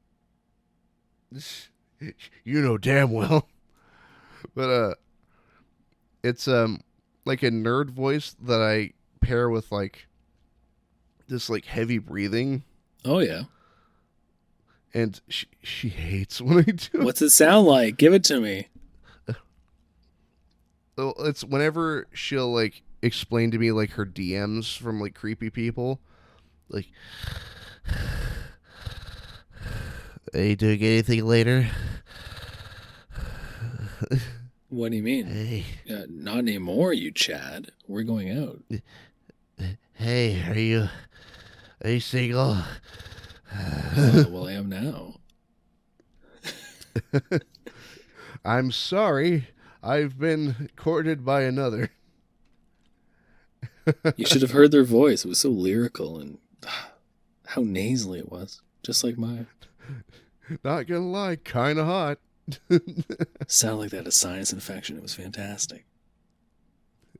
The way they looked in that Spock wig and the shirt that was 2 sizes too small. Oh my god, baby. Do you have a inhaler?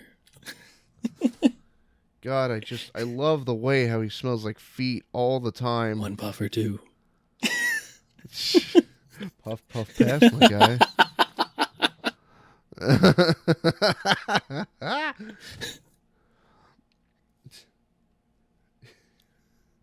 Oh, that was fantastic.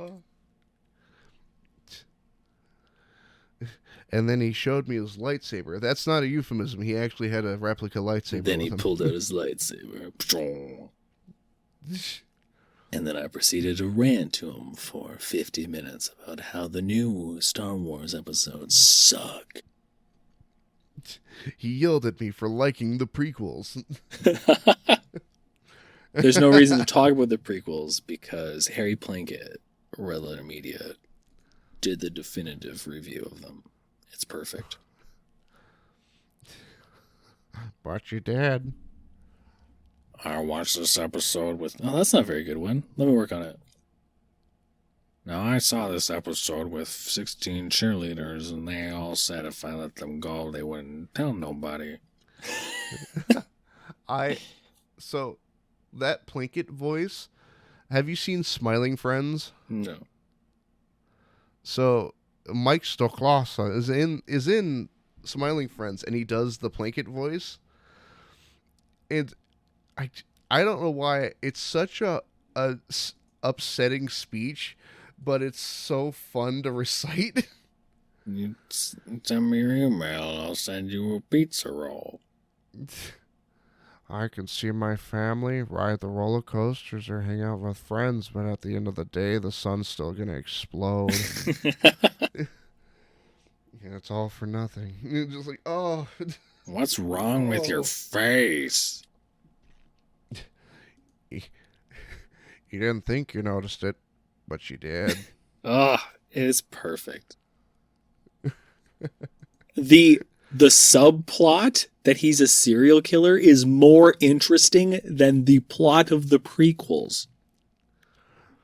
I also like the weird Rich Evans version of Mr. Plinkett where he's constantly just falling apart. Like, there was a moment where he's, like, sitting in a chair, and he's like, hold on, I'll get the door for you, and then just, all his bones are cracking.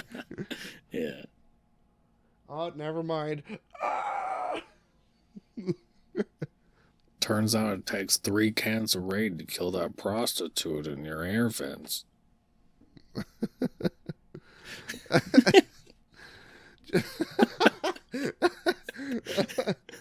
Oh God. Okay. Here's a question for you. Have you ever met a voice that you hate to listen Yes. to? It's nonstop. Like you Can't. Yeah. like you hate impressions of it. Oh no. Like an impression is fine. I've heard plenty of natural voices that I detest. Oh yeah. I found an impression that it's very rarely good. And when I was in middle school, nobody could fucking stop doing it. What was it? It was Smeagol. Oh yes. See, I don't have a good Smeagol, so I'm not even gonna try. Good. Fucking don't. Well, that worked out. There were kids in my middle school. They were just like, "Hey, you want to hear my Smeagol impression?" I'm like, "No, I don't." And then they're doing it anyway. I'm like, come on, man. The Baroness gets angry if I do Sean Connery. Like, will get viscerally angry. Punch the keys, for Christ's sake. If you can't do it with one bullet, don't do it at all. You're the man now, dog. Hey, what's Sean Connery's favorite sport, and when does he play it? I don't know. Tennis. Why is it tennis? Oh yeah, okay. Did you hear that Sean Connery got a head injury from building an IKEA shelf? Uh-huh. He has no one to blame but himself. See, the only impression I've got is like Marvin the Martian, and that goes hand in hand with the dumb lion from Looney Tunes. Dumb lion? Yeah, you don't remember the lion? Don't remember the lion. That's a whole lot of lumps. I got nothing, man. Oh my! Is there a Looney Tune I just have no memory of? Is this a creepypasta happening right now? The lost episode of Looney Tunes. The lion that everyone forgot. But I like doing the Marvin the Martian just to bother people. Yeah, your Marvin's good. What's that? Yeah, your Marvin's good. Thank you. We were doing the other day, hypothetically speaking, of course, if you had to do an impression to get yourself into heaven, what would you do? And Marvin the Martian. And I just sort of panicked and went, oh, dang it. I was hoping there'd be a little bit more space in heaven for me. But if that's all you got, then that's fine. I would look St. Peter in the eyes and just go, "Where's the kaboom? There's supposed to be an earth-shattering kaboom." He's in. Get in there. Oh. Space Ghost is in here somewhere. Hello. I couldn't help but notice you there.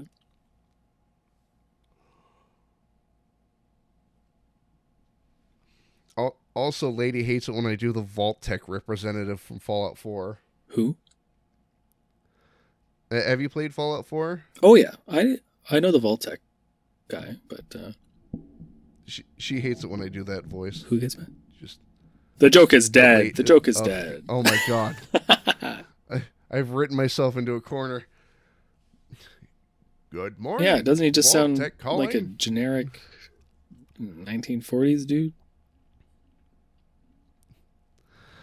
I like just how hard he's trying to upsell you on it. This is a great deal for you and your family. And no matter what you do, you still get signed up. Listen, I'm going to drop this bomb one way or the other. Dude, that would be amazing if in Fallout 4 you could just refuse and then die when the bombs fall. Would it be amazing? Would it? Oh, yeah. Because it would curb your immediate instinct to be a dick. Punish the contrary people instantly. Yeah. Because there are voice lines where it's like, "Go away," and Because then who doesn't he's want like, "All to? right." Because who doesn't want to play a dying in a nuclear fallout situation? I mean, I'm raising my hand. You can't see it, but I'm raising my hand. We're all gonna get to play the real thing if we play our cards right. I want to play as a ghoul. Hey, what you looking at? Smooth skin. Smooth skin. I like Gob from Fallout 3, where he's just like, "What do you want?" He's just like, yes. Maybe I should have gone with the old one from Spawn. Chocolate. I remembered when they invented chocolate. I always hated it. Maybe that would get me to heaven better. St. Peter's like, "I too like SpongeBob." SpongeBob's Get dope, in. man. Get in. Oh shit! Get in here. What are you doing? Let's see. Fresman? Damn head cold. Oh. I thought you fell off the edge of the flat earth. Oh yeah. I saw the edge of the cube. I saw the firmament, but it did not contain my soul. Or was that I heard it a long time ago and it's always stuck with me, where it's the phrase was it, "I saw the face of God and it was weeping." Where was that? I can't remember. It's like, oh god. I do remember a line from Venture Brothers, which was, "I pissed in God's eye and he blinked." I mean, there's the Russian sleep experiment. Oh no, that wasn't a Russian sleep experiment. Whatever creepypasta was, I have spoken with God, and He has abandoned us. That was the one where they took all the senses out surgically. So, I love how, like, a lot of times when people post the Russian sleep experiment, they'll use the same photo every time. Yes. But the thing is, some people think that that's a real person. It's not. It's a Halloween decoration. No, I mean, you don't know how they made that Halloween decoration. Yeah, they took a life cast off of the the guy from this Russian sleep experiment. Yeah. Then they sold it to Spirit Halloween. Yes. This That's how... Oh my god. Did we just have a good idea for a creepypasta? The person who makes the molds for all the Spirit of Halloween stuff? Like all those decapitated heads. Yeah, they all come from a mold, and there's got to be a factory where that comes from. Dude, I'm writing it. Do it. Do it. I have to write it down. I think of these things and I forget them, so I have to like text them to myself because I'm too dumb to make a note. I have a on my phone. I have, you know, the notepad. Oh yeah. Oh no, don't worry. I am literally going past Notepad to text myself.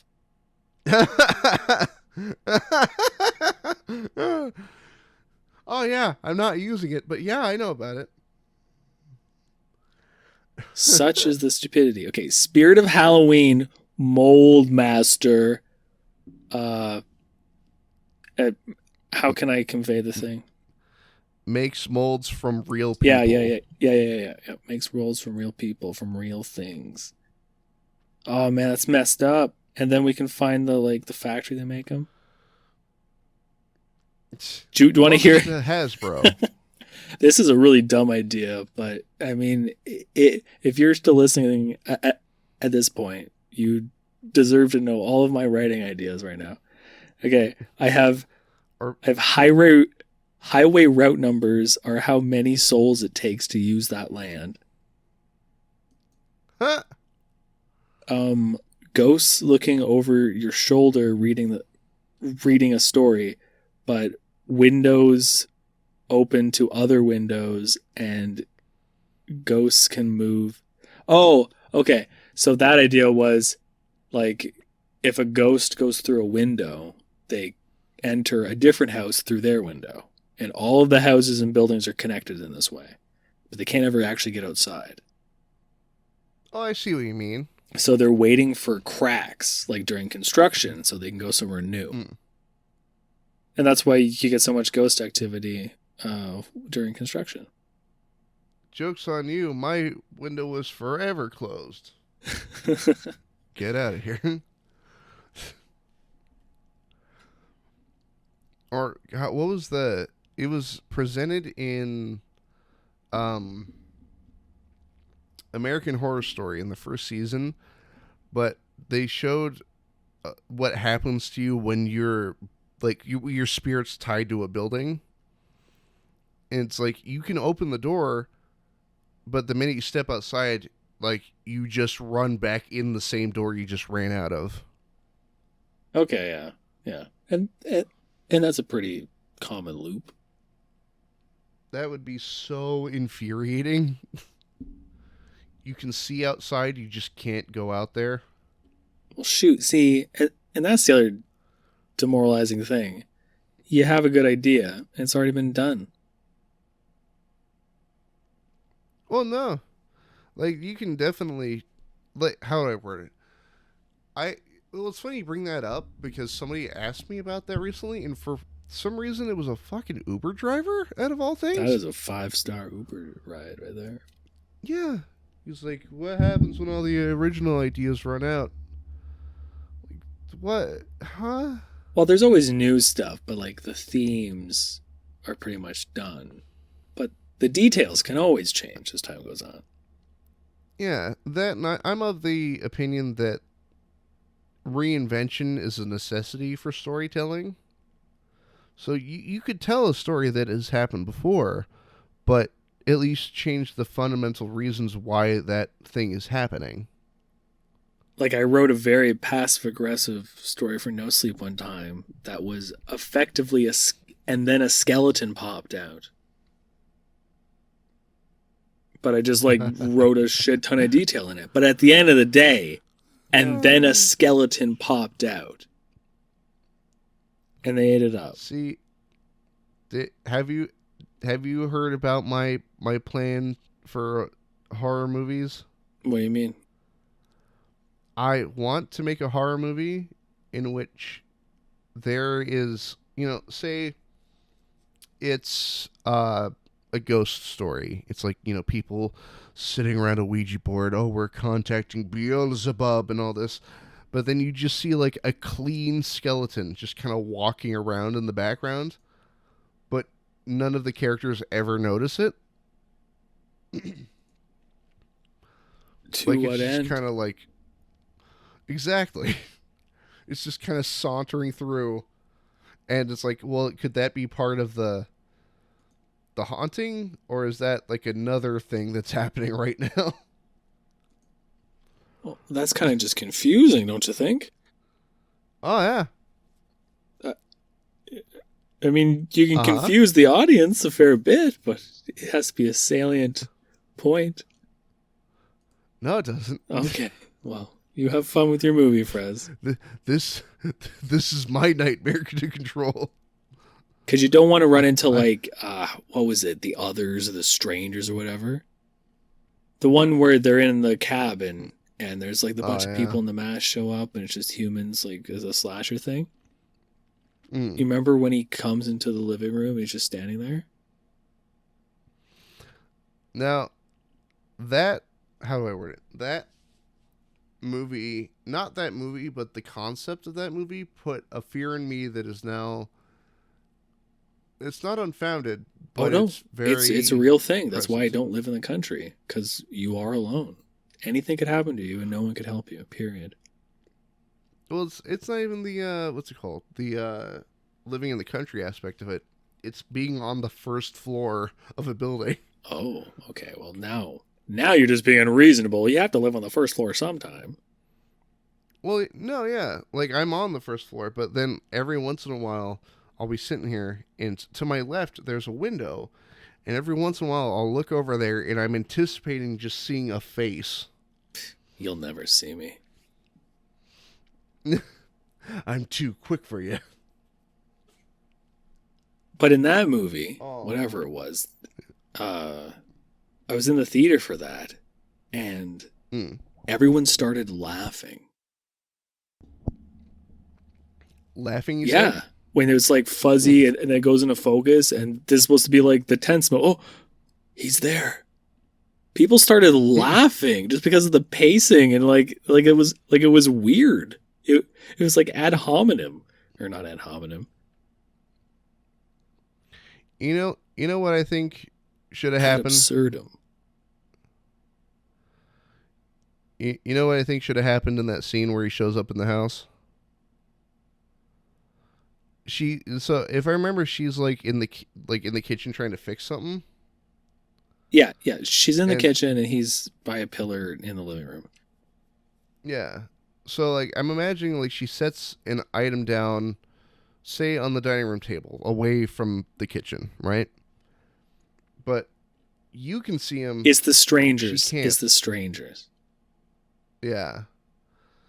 But while she's, doing whatever in the kitchen, he just kind of silently walks in and just picks up her phone and leaves. There you go. Oh, then- yes. Much better, Fresman. That's much better than what happened.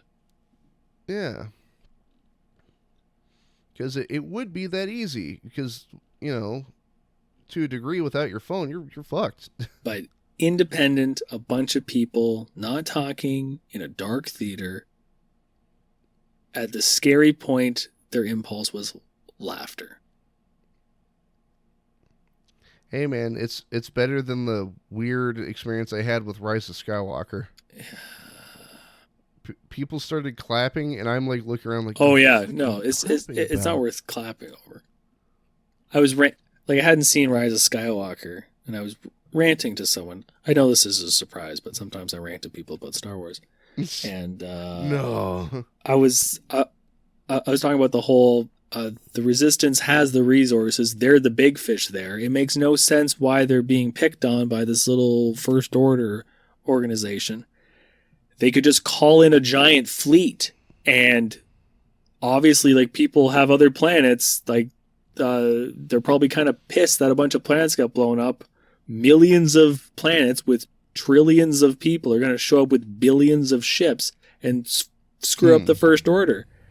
They have an armada of all kinds of shit. And he was like, oh, you're not going to like how Rise of Skywalker ends. Ooh, prepare. Because they do that exact friggin' thing. But Wedge was there, and that was badass. Wedge and Teenage. Wedge and Tilly's a hero. Rogue Squadron all the way. So what you're saying is he should have been the main character. Yo, yes, he should have don't make Solo, make Wedge. Wedge. Although I understand that it's his name, but like the I'm hearing it in my head of like trying to recommend that movie to somebody. Hey, you should go see Wedge. Oh yeah, it does not play well. What do you mean? What's a wet like? Like a debate? What is like a Wedge? No, just see Wedge. He's a cool guy. He Go see Wedge. survived a bunch of video games. He survived that that continuity that no longer exists. You know. Well, Well, there we go. Full circle back to Star Wars, exactly where it needed to be. Yeah, we've come around, as most stories do. There's a symmetry. It's like poetry. It rhymes. Unlike us, who don't rhyme. Sometimes I rhyme. Sometimes I get into scary poetry battles with Jar 19. Nice. The Mary Lloyd story has scary poems in it, in fact. Oh yeah. Speaking of poetry, I've been going back through Edgar Allan Poe. And God, The Raven The Raven's longer than I thought it'd be. But, oh, shoot, yeah, like, you do have an obligation to do The Raven All narrators have that obligation. Oh yeah. Well, what I mean is my only up to the point where I started listening to it, I had assumed that poem stops at Nevermore. No, he just says it a billion times. Yeah, but whenever it's referenced in popular media or whatever, it always stops at the spoke the raven. Well, doesn't it end my soul shall be lifted nevermore? I think so, yeah. But it they specifically stop with the raven. Yeah, maybe. You might be Mandela affecting yourself right now.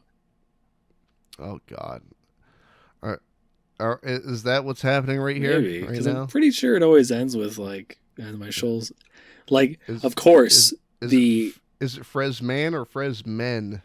well, I hope it's Fresmen, but I think the best rendition of the Raven is done by The Simpsons, unapologetically.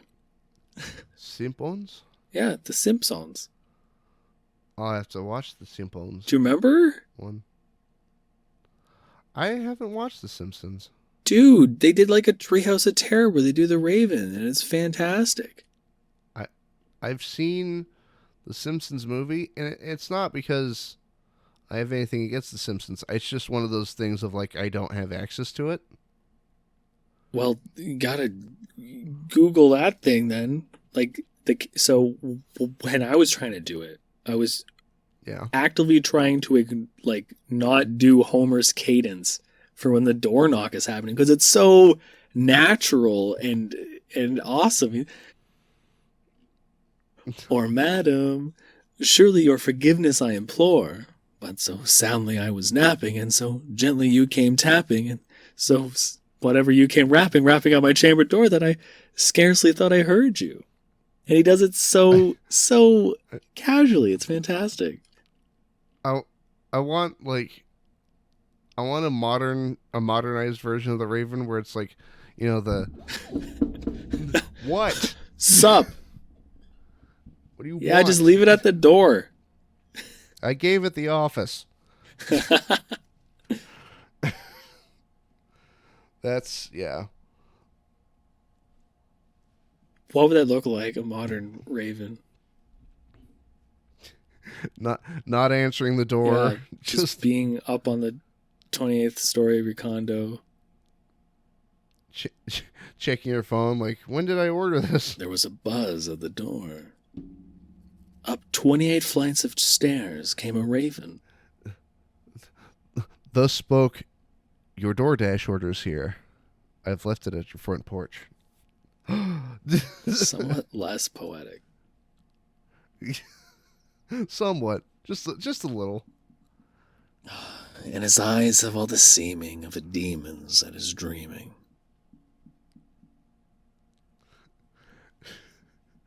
So one of my favorite, I love to quote one of the last lines from I Have No Mouth and I Must Scream, but it's whenever I'm being lazy, just I'm a great soft jelly thing. Mm-hmm. Mm-hmm. Same. And, I feel that. I fucking love that. But I love living this jelly life. Oh yeah. Well, my favorite thing is it's how do I word it? When all that happened back in the last year of yesteryear, I love it. People are like, "Oh my god, I can't go outside." I don't go outside, so do not discuss global issue. I thought you were going to say global warming. Don't talk about it. Sorry. This don't talk about the square Earth. But sorry, you were saying during all this stuff that went on. Yeah. It's just don't go outside. Cool, not gonna. Oh yeah, Easy. Like, yes, I have missed some social interaction, and I get that it has impacted a lot of people gravely, but like, as far as I'm concerned, this is what I'd be doing either way. What? Like, I do like how some of us will, like, I'll go hang out with, like, a buddy of mine, and then we'll, like, check. It's like, have you coughed recently? No. Have you coughed recently? No. All right, cool. We're good. Science. You guys are 100% safe. Well, that, and he doesn't get out much either, so we're like, all right, yeah, not likely. Hey, every day that goes on, it gets a little bit better.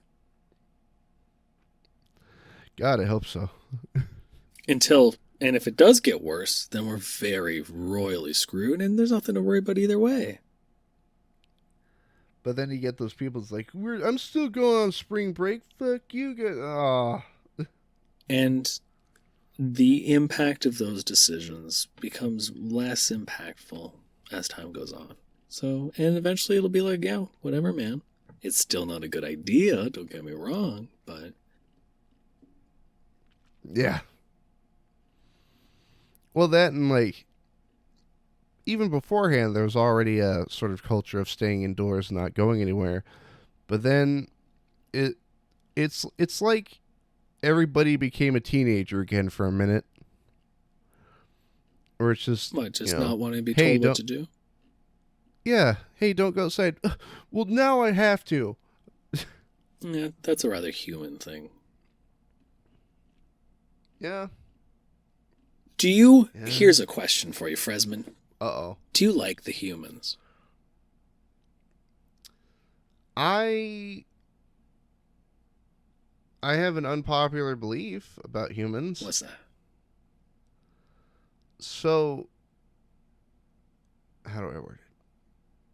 I'm not a nihilist, but I feel that humanity as a collective is so dumb that it will doom itself without even realizing that it has done so. Yeah. And I'm not going to mention any specific geopolitical issues or whatever effect that humans are having on the planet. So Hashtag cancel Fresman. Yep. When did Fresman get political, even though I haven't mentioned a major political figure yet? We're getting there, though. But we're making this a drama channel. And a political channel. Yep.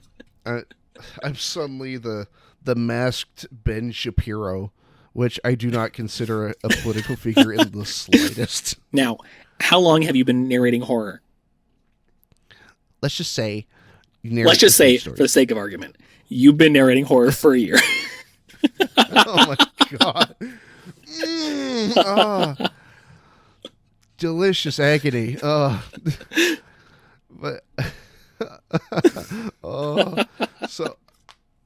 but no, like the thing is, I'm consistently proven right on my low faith in humanity because of what's happened in the last year. It's like, hey, don't go outside, and the people are like, fuck that.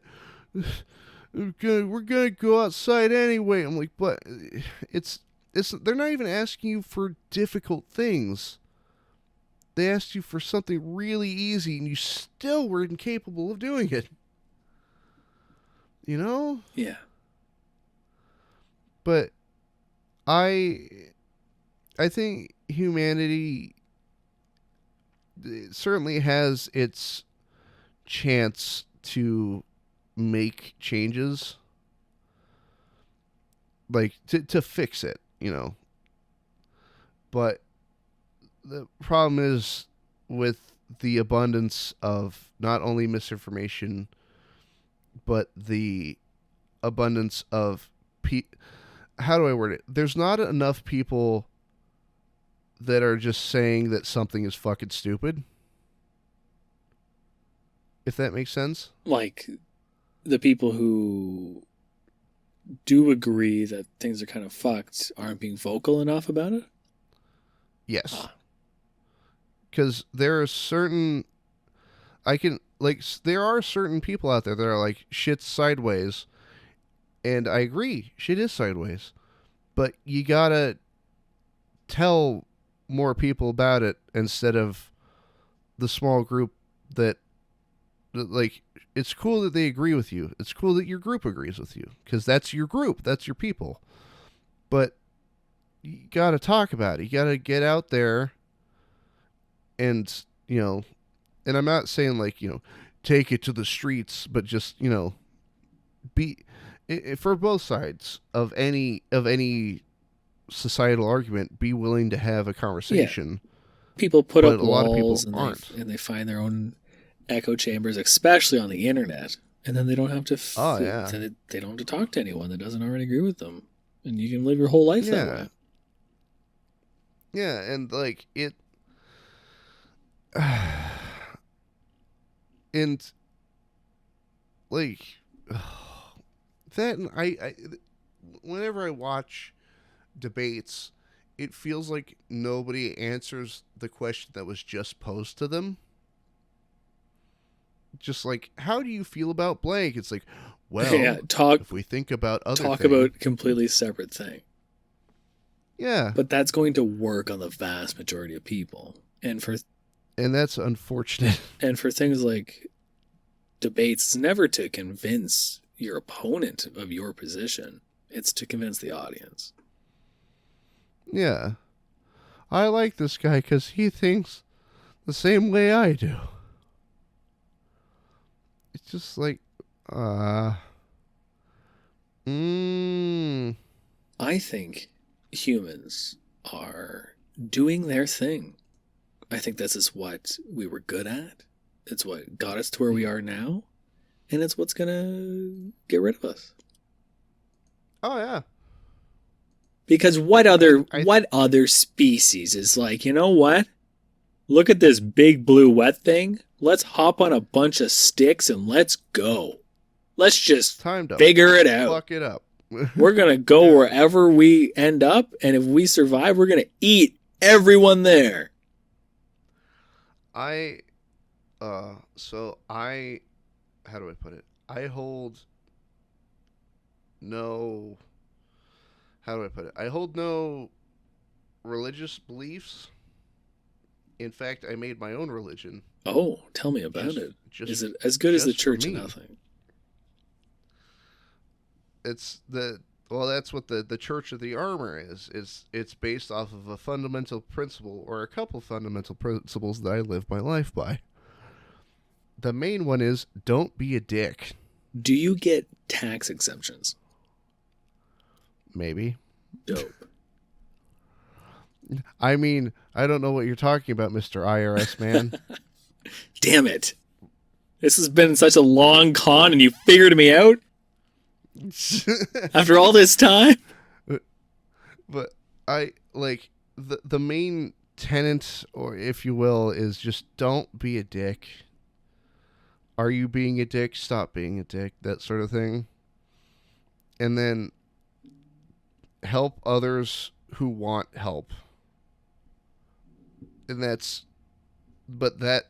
is very specific wording, is who wants help. Because there are people out there who need help, but will refuse it, regardless of it being detrimental to their health or withstanding in society. But if somebody is willing to accept the help, whatever that may be, like $5 or just a piece of advice, then fine. Like, I will help you to the best of my ability if you're willing to let me help you. That's an interesting question. But there's times when people won't want that help, and them not getting help will impact more people who do want help. Well, that's on them, because I can't force them to change their mind. Well, I suppose we have to move past this fundamental concept that this religion is only for you. Is it for just you, Freshman? I mainly operate within those guidelines, but if anybody else wants to follow okay, so that's fine. Go for it. That's what I'm talking about. If we were to apply this to everyone, that seems like it's a dangerous proposition to make. Because there are like, let's say everyone was Church of Armor. Sure. People who don't want help don't get help. Yeah. and that's going to have But under and that's going to have long-term the negatives. church, you'd be willing to accept help. You didn't put that forth as one of the precedent, one of the axioms of your church. Well, I mean, if anybody's going to follow my footsteps, then they're going to be able to ask for help, like a decent human being. Well, then the third axiom has to be you ask for help when you need help. Do you ask people for help when you need help, Fresman? Yeah. Good. You're not a hypocrite. I appreciate that about you. Yeah. Before the tenants were founded, I didn't, but it was more so in an emotional standpoint, not in a physical or monetary sense. Like, it was like, I'm feeling sad, but I'm not going to talk about it, that sort of thing. Because,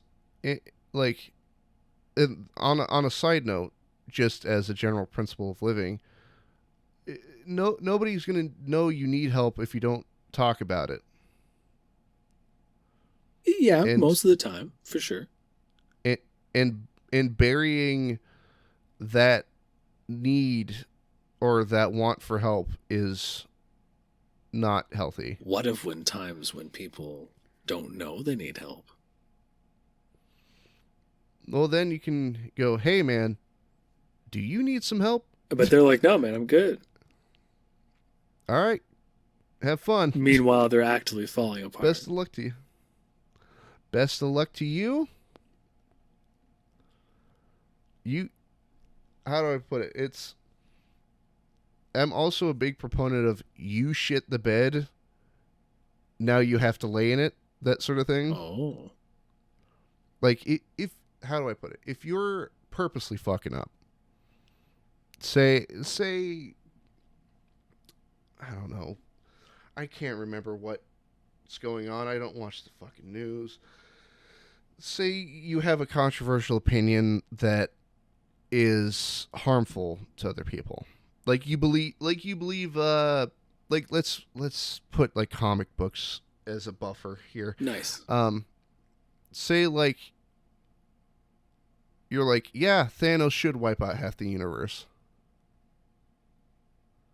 But you as a person aren't taking into account the amount of loved ones, family members, friends, anything that will be removed from your equation, from your life. Like if he had just made everyone forget about the people he snapped away, that'd be no problem. Yeah, but that's unfortunately not the case. It's very much, I just watched a loved one fade into dust in front of me. Somewhat traumatizing a bit. Yeah. And like they even cover that in some of the the shows where people have come back from the blip, the snap. The snap. Yeah. The snap. Have come back from the snap, and people that were there 5 years ago have died but weren't snapped. They just died due to natural causes, accident.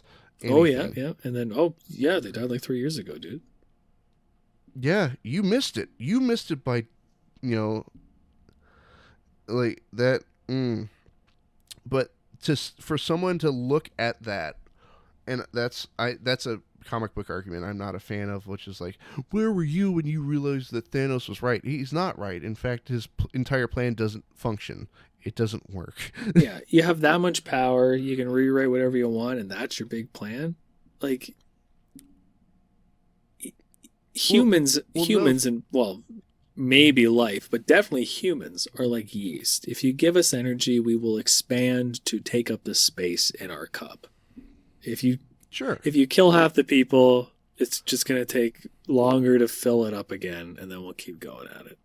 So it'll take maybe 20, 30 years, but we'll get those numbers. We'll be back fine. up. We're gonna try and exploit all the energy sources we can until there's as many of us as possible. Yeah, and like that, but to watch somebody so how do I word it? If somebody fundamentally believes that, but they aren't doing anything to cause greater harm in that belief, if that makes sense. So let's take the Thanos example again. If he goes, hey, Thanos wiped out half the universe, you know what? That's not enough people. I'm going to start wiping out more people. Yeah. Then Like- why not just end everyone and then there's no suffering at all? Yeah, just do the Black Lantern and just try to wipe out the universe. But like that is where the fundamental guidelines of like the what was it, the nebulous concept of the Church of the Armor steps in, is because it's actively creating harm to other people. But if it's just some guy on Facebook, yeah, Thanos was right, but he's just gonna sit there with his arms crossed in a huff, I'm not gonna even bother to talk to him because he's just gonna sit there and be a punk ass. And I think that's the whole thing about humans is, what do we do? Like, what's the point of us? Like, this is our thing. You can call us all you like, but fundamentally, this is what we do. This is what we're good at. Yeah. I think we're, how do I word it? I think humanity can be amazing. And it can be amazing for some of the dumbest reasons I can think of. It's only relatively recently that we've gotten smart enough to be able to be introspective enough to maybe some of us try and do better than what we usually do. Yeah. But it's still not enough, and it still goes against their innate things. Well, it's funny because I'm starting to see facets of humanity that I'm proud of, but how do I word it? It's not. I'm trying to avoid. There's terminology that I'm not a fan of, where it's like, I've learned the truth, that sort of thing. Something I have come to know. Yeah, or something that makes me happy. Sure, if yeah. that makes sense. Is the humanity's ability to come together to actively despise something. That makes me happy. Beyond happy, that's something we've actually. always been good at, is rallying together to eat something else. Well, so a certain supervillain went to space recently, or excuse me, barely went to space recently, right? Not fictional supervillain, actual. Supervillain. yes, indeed. Our Lex Luthor went to space recently. Yeah, the little tiny cutie. But I have seen articles where it's not like, it doesn't seem like anybody's celebrating it. And that makes me... Everyone has been pretty bitter about it. That makes me giddy almost, because I thought it was dumb. And then I'm like, it's those moments of like, maybe I'm wrong, but then I see that I'm completely validated. And like, there was an article I read that if I remember, the wording was, his trip to space isn't a leap for humanity, it's depressing. Oh no, that's a very human thing to do. One person spend a buttload of resources to have a bit of fun just themselves. That's almost the epitome of what we're doing here. Oh yeah, but then he's doing that in the face of every other solution or any other action he could have possibly taken. Yeah. Just having fun himself. Screw everyone else. Yeah, this is just for me. No girls allowed. But it's baffling to me that somebody with... How do I word it? It's weird to me that somebody who could do so much good almost goes out of his way to not do good. These are just the ones we know about. Hey, you have more money than most humans will ever see in their lifetime. Any regular person in the rest of humanity will ever see. And he's like, I'm going to space. Well, there's probably not enough time in his lifetime to spend that money. I can think of a couple ways. How? How could you do it? Pay every current employee under his control way better wage. He could fund other companies to pay their workers He'd a better still wage. have money. He'd still have too much money.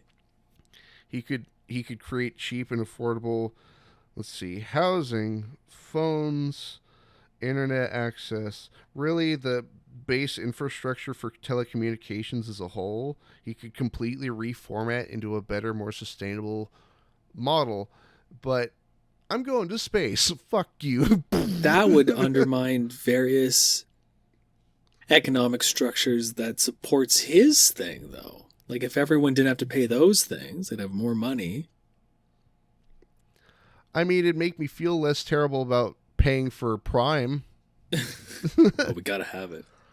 And then, like, the value of money goes down, and no, that all... Then what? Things are affordable now? Yeah, Fuck yeah, that. that all nets negative for him. He benefits from the status quo. That's, yeah. And that's... And like, and I'm not even... I personally don't even follow under like the umbrella of like, you should be poor, like that sort of thing. Like, it's... Oh no, you can be mega wealthy. Yeah. By all means, be mega wealthy. You are in charge of we're in charge of of one of the biggest companies there is. You should be mega wealthy. Oh, yeah. Like, you built that shit, like, sure. But how much wealthy do you need to be, really?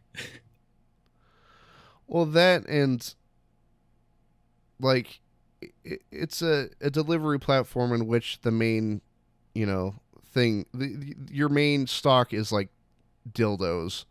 You don't need to go to space. As it should be.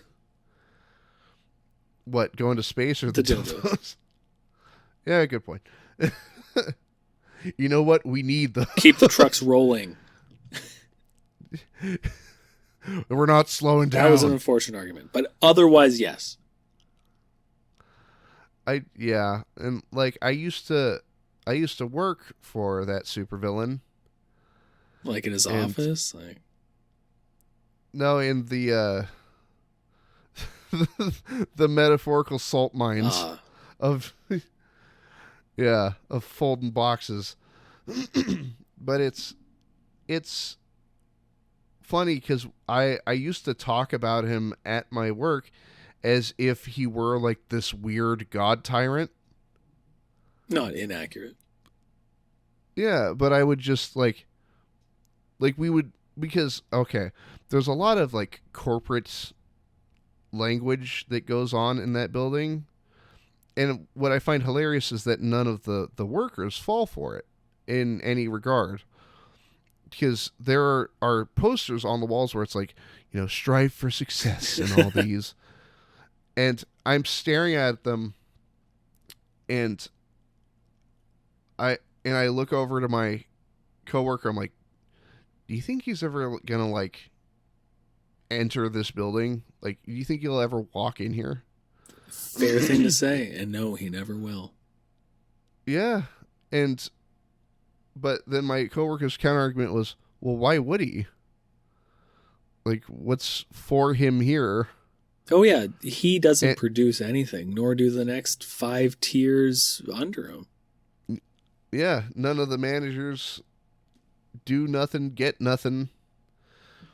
And it's... Strive for success, but don't go to the bathroom. Strive for success, even though every second that you're not working is counted against you. I'm going to write you up if you take one too many piss breaks.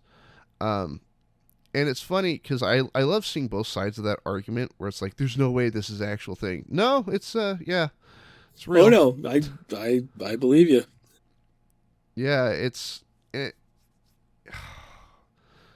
but I think what kills me the worst is the one about breaks, because in my mind, breaks from work are like the best thing that you could give somebody who's working. Hot take. Yeah. How controversial of me. But but they explained on one of my first days where they're like, yeah, so you have a 15-minute break, but it technically takes 2.5 minutes to get to the break room from your station. So that'll be considered part of your break, and then the 2.5 minutes back. So you technically have only 10 minutes. That's messed up. Oh, yeah. And, like, I almost got written up one day because I had, like, a stomach bug. And I had to, like, keep running to the bathroom. And, like, how come your packages per hour so low? I'm like, because I had to go to the bathroom. Because I'm a meat bag. Leave me alone. Yeah. I'm a meat bag filled with different bacteria. I need this. And it just, I don't know. Like, excuse me. But there was, how do I word it? Like, that and the time there. So there is time off, if that makes sense. There's something called voluntary time off. And essentially it means if there's too many people in the building and not enough work coming in, you can scan your badge and the rest of the day is excused for you. You're free to go home. Right? Okay. But you don't get paid or nothing. No, but it's a nice reprieve because it can both show up at the beginning of the day or even midway through. So if you're worn the hell out and somebody's like, "Hey, you want VTO?" I'm like, "Yeah, get me out of here." But VTFO. But yeah. But here's the thing, that time is dictated entirely by corporate. It's not up to the managers. It's not even up to the manager's manager. It's not up to the GM. It's solely up to whatever brain plugged into a computer that they have wherever. Yeah. So there's this dude at a computer looking at all these spreadsheets going, this plant is currently suboptimal. I need 5 drones to go home. We need 5 people to go home to meet the... and also, I should mention that whenever they... what's it called? What's the term? Whenever they predict the output of what we're going to do that day, it will never be that number. It's hilarious to watch. They've never been right once? Never, ever. It's so funny. It's so There's funny. another job besides weatherman where you can never be right. Yeah, and there was a day where I laughed essentially in my manager's face because he was doing like that, okay, everybody, we're gonna move 1 million units today. That's the number. That's the real number. We're gonna move 1 million units today. So were they just constantly over projecting, like hoping it would inspire you sometimes, or what? I think they were thinking that everybody who worked there was the most efficient person in existence. Oh. But I should mention that building, well, most buildings hire anybody of any age. So you have people in wide ranges from 20-something to 80, and everybody's expected to do the same. Fair. I need you to pack 125 packages an hour, but that's not accounting for the item not existing. Sometimes that item that you need doesn't exist. It's not there, no matter how hard you look. Or it's in the wrong area. It's, unaccounted for. There's no barcode. It doesn't account for human error at all. Well, whatever company we're talking about sounds horrible. Yeah. And what I'm saying is, if you like tedium and you like being timed for everything that you do, Because who doesn't? Then go ahead and work there because they pay pretty all right, and you do get health benefits starting right off the bat. But On the flip side, you won't have any time to be sick. You Yeah. have a set amount of sick days.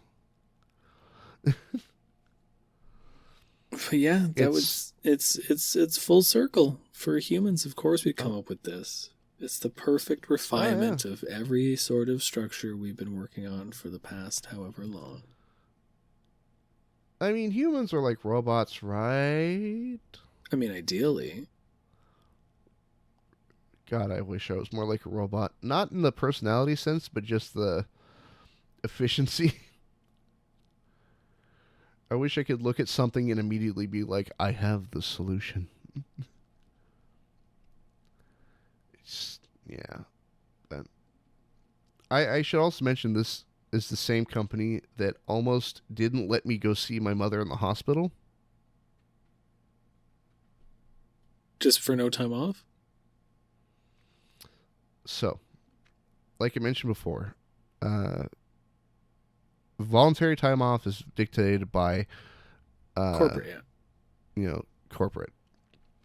So, I start work at that place very early in the morning, and I got a text that's like, it's from my mom, and she's saying that she's in the ER. I have to go clock in, and I should mention, you can't take your phone with you onto the floor. So major medical emergencies have occurred in my life that I was unaware of because I didn't have my phone on me.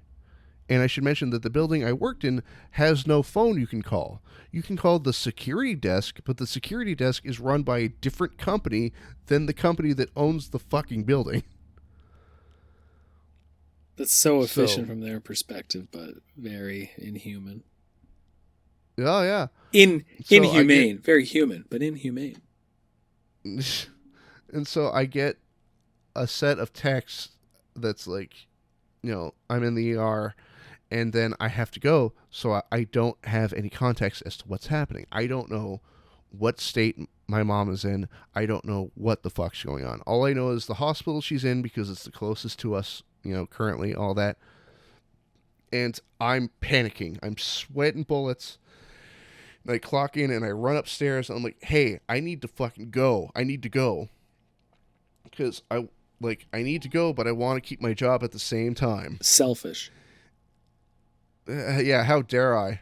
But I go, hey, I need to go now, like right now. And he goes, well, we might have VTO later. But I just told you, my mom's in the hospital. I need to go like now. Oh, but we'll have we might have VTO later. And then I'm sorry. like, I'm sorry. My responses are limited. You have to ask the right question. Yeah, they function on the 3 laws of robotics. I watched iRobot recently. But I'm like, you know what? Fuck this. And I ran downstairs to HR and I go, hey, I got to go. Mom's in the hospital. And they go, have you talked to your manager? I go, yeah. They go, hey, talk to your manager. I'm like, and I run back upstairs and he gives me the same response. And I, keep back the urge to just punch him across the face. And so I'm like, all right. And I run downstairs and I'm in tears. And I am dude, I have to I'm like, I have to go. I have to go now. And the HR guy, like, bless him. Like, what a saint. Like, I love that guy. Can't remember his name, but I love him. But he's alone at the HR desk. There's usually like a team of people with like laptops. And he looks around, looks back and forth, and he leans across the counter and goes, okay. He's like, I can excuse your absence if you go get a note from your mom's doctor saying that you were at the hospital with her. And I'm like, okay, yeah, I can do that. What do I do now? He goes, go clock out and go see your mom. I'm like, all right, cool. See you. This sounds like a dude risking the thought police in 1984. Jeez.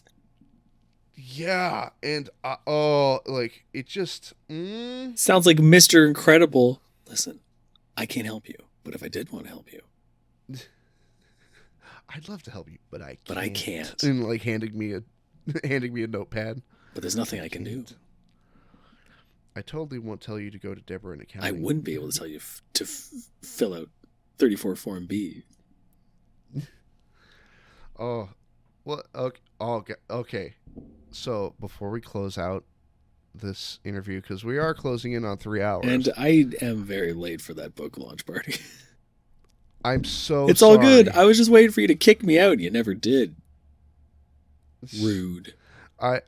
But I will end with a harrowing story that has it ends on a good Harrow me, but friends. it'll be real quick. So early this last year, I was in the midst of a divorce, and thankfully that's been settled now. That's all over. I've moved past it. I feel better.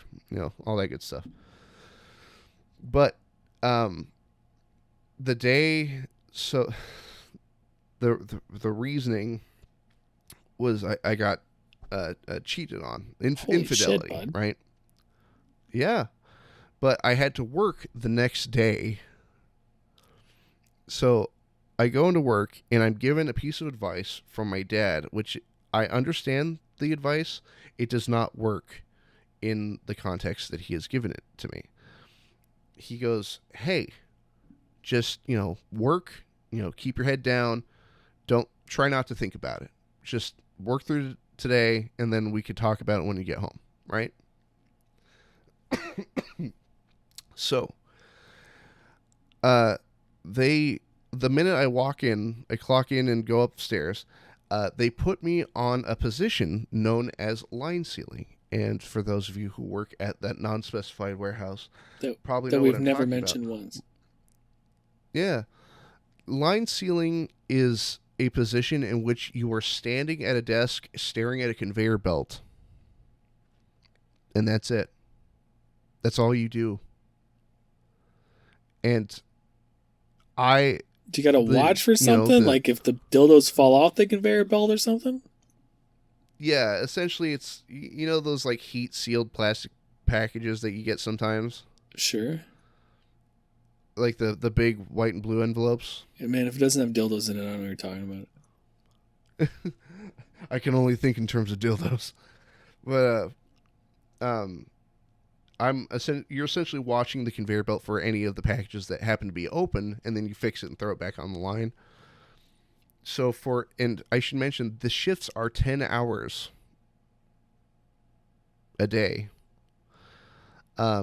So for 10 hours, I had to stand there doing nothing, only thinking about what I had just learned like 12 hours ago. Which is really good for one's mental health. Oh, yeah.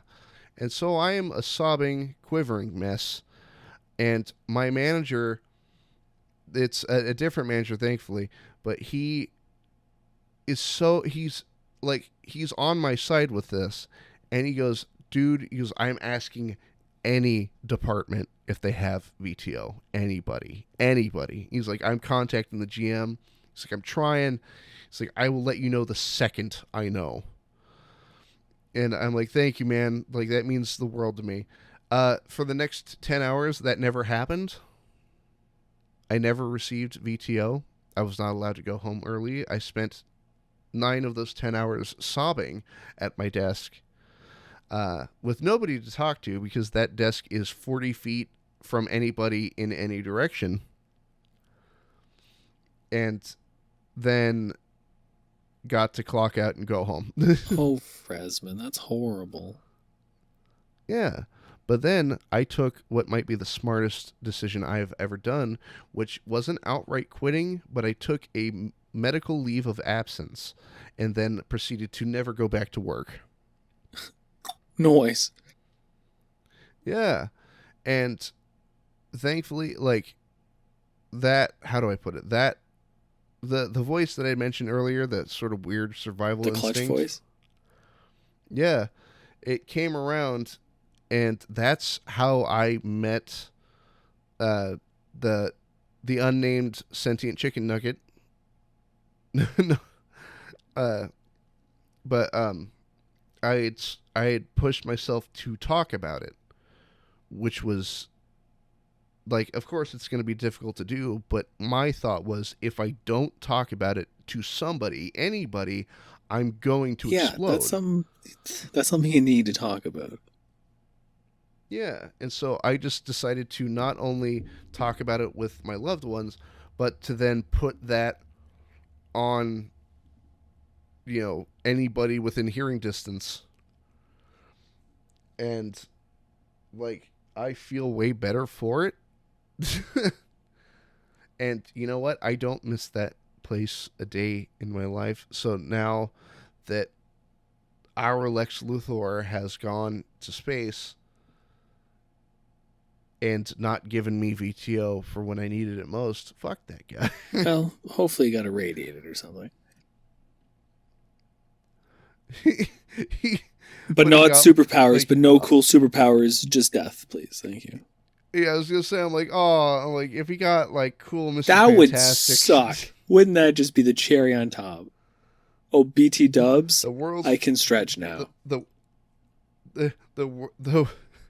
best superpower with the worst person.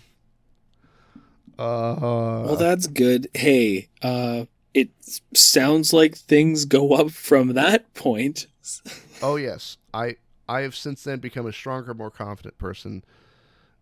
All's well that ends well, that sort of thing. Well, it hasn't ended yet. But in the sake of you getting to that book, yeah, the book signing, it's not my book. It's a launch party. It's David Farrow, The Neverglades. Hitting people with books, got it. We're hitting people with books. But we launched the books into space.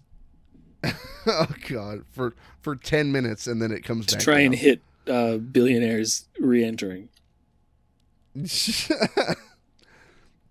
Firing up into the heavens. But I will call this interview to close. Baron, thank you so much for sitting here and discussing just a huge range of topics with me. This has been amazing. I think we had a lovely chat today, Fresman. This has been fantastic. Oh, yes. Especially how it got weird and philosophical at the end. Perfect. I was hoping something like that would happen. Hell yes. But you wonderful party people at home, please consider going to look at Horror Stories with Baron on the YouTube space. Do you have a video that you're particularly proud of? Always my most recent one. If you ever ask me that question, it's always going to be the last one. Well, there will be. Oh, but Rules of the Road. You should check out Rules of the Road. That's definitely my flagship series. Oh, CB Jones, amazing Rules of the Road series. All right. Rules of the Road and the most recent video will be available in the description of this video. Thank you again, Baron, for coming on. This has been a blast. I have one last question for you before we head out. And that is, if asked, would you be open to returning as a return guest? If you can catch me. I'll do my best. Of course I will.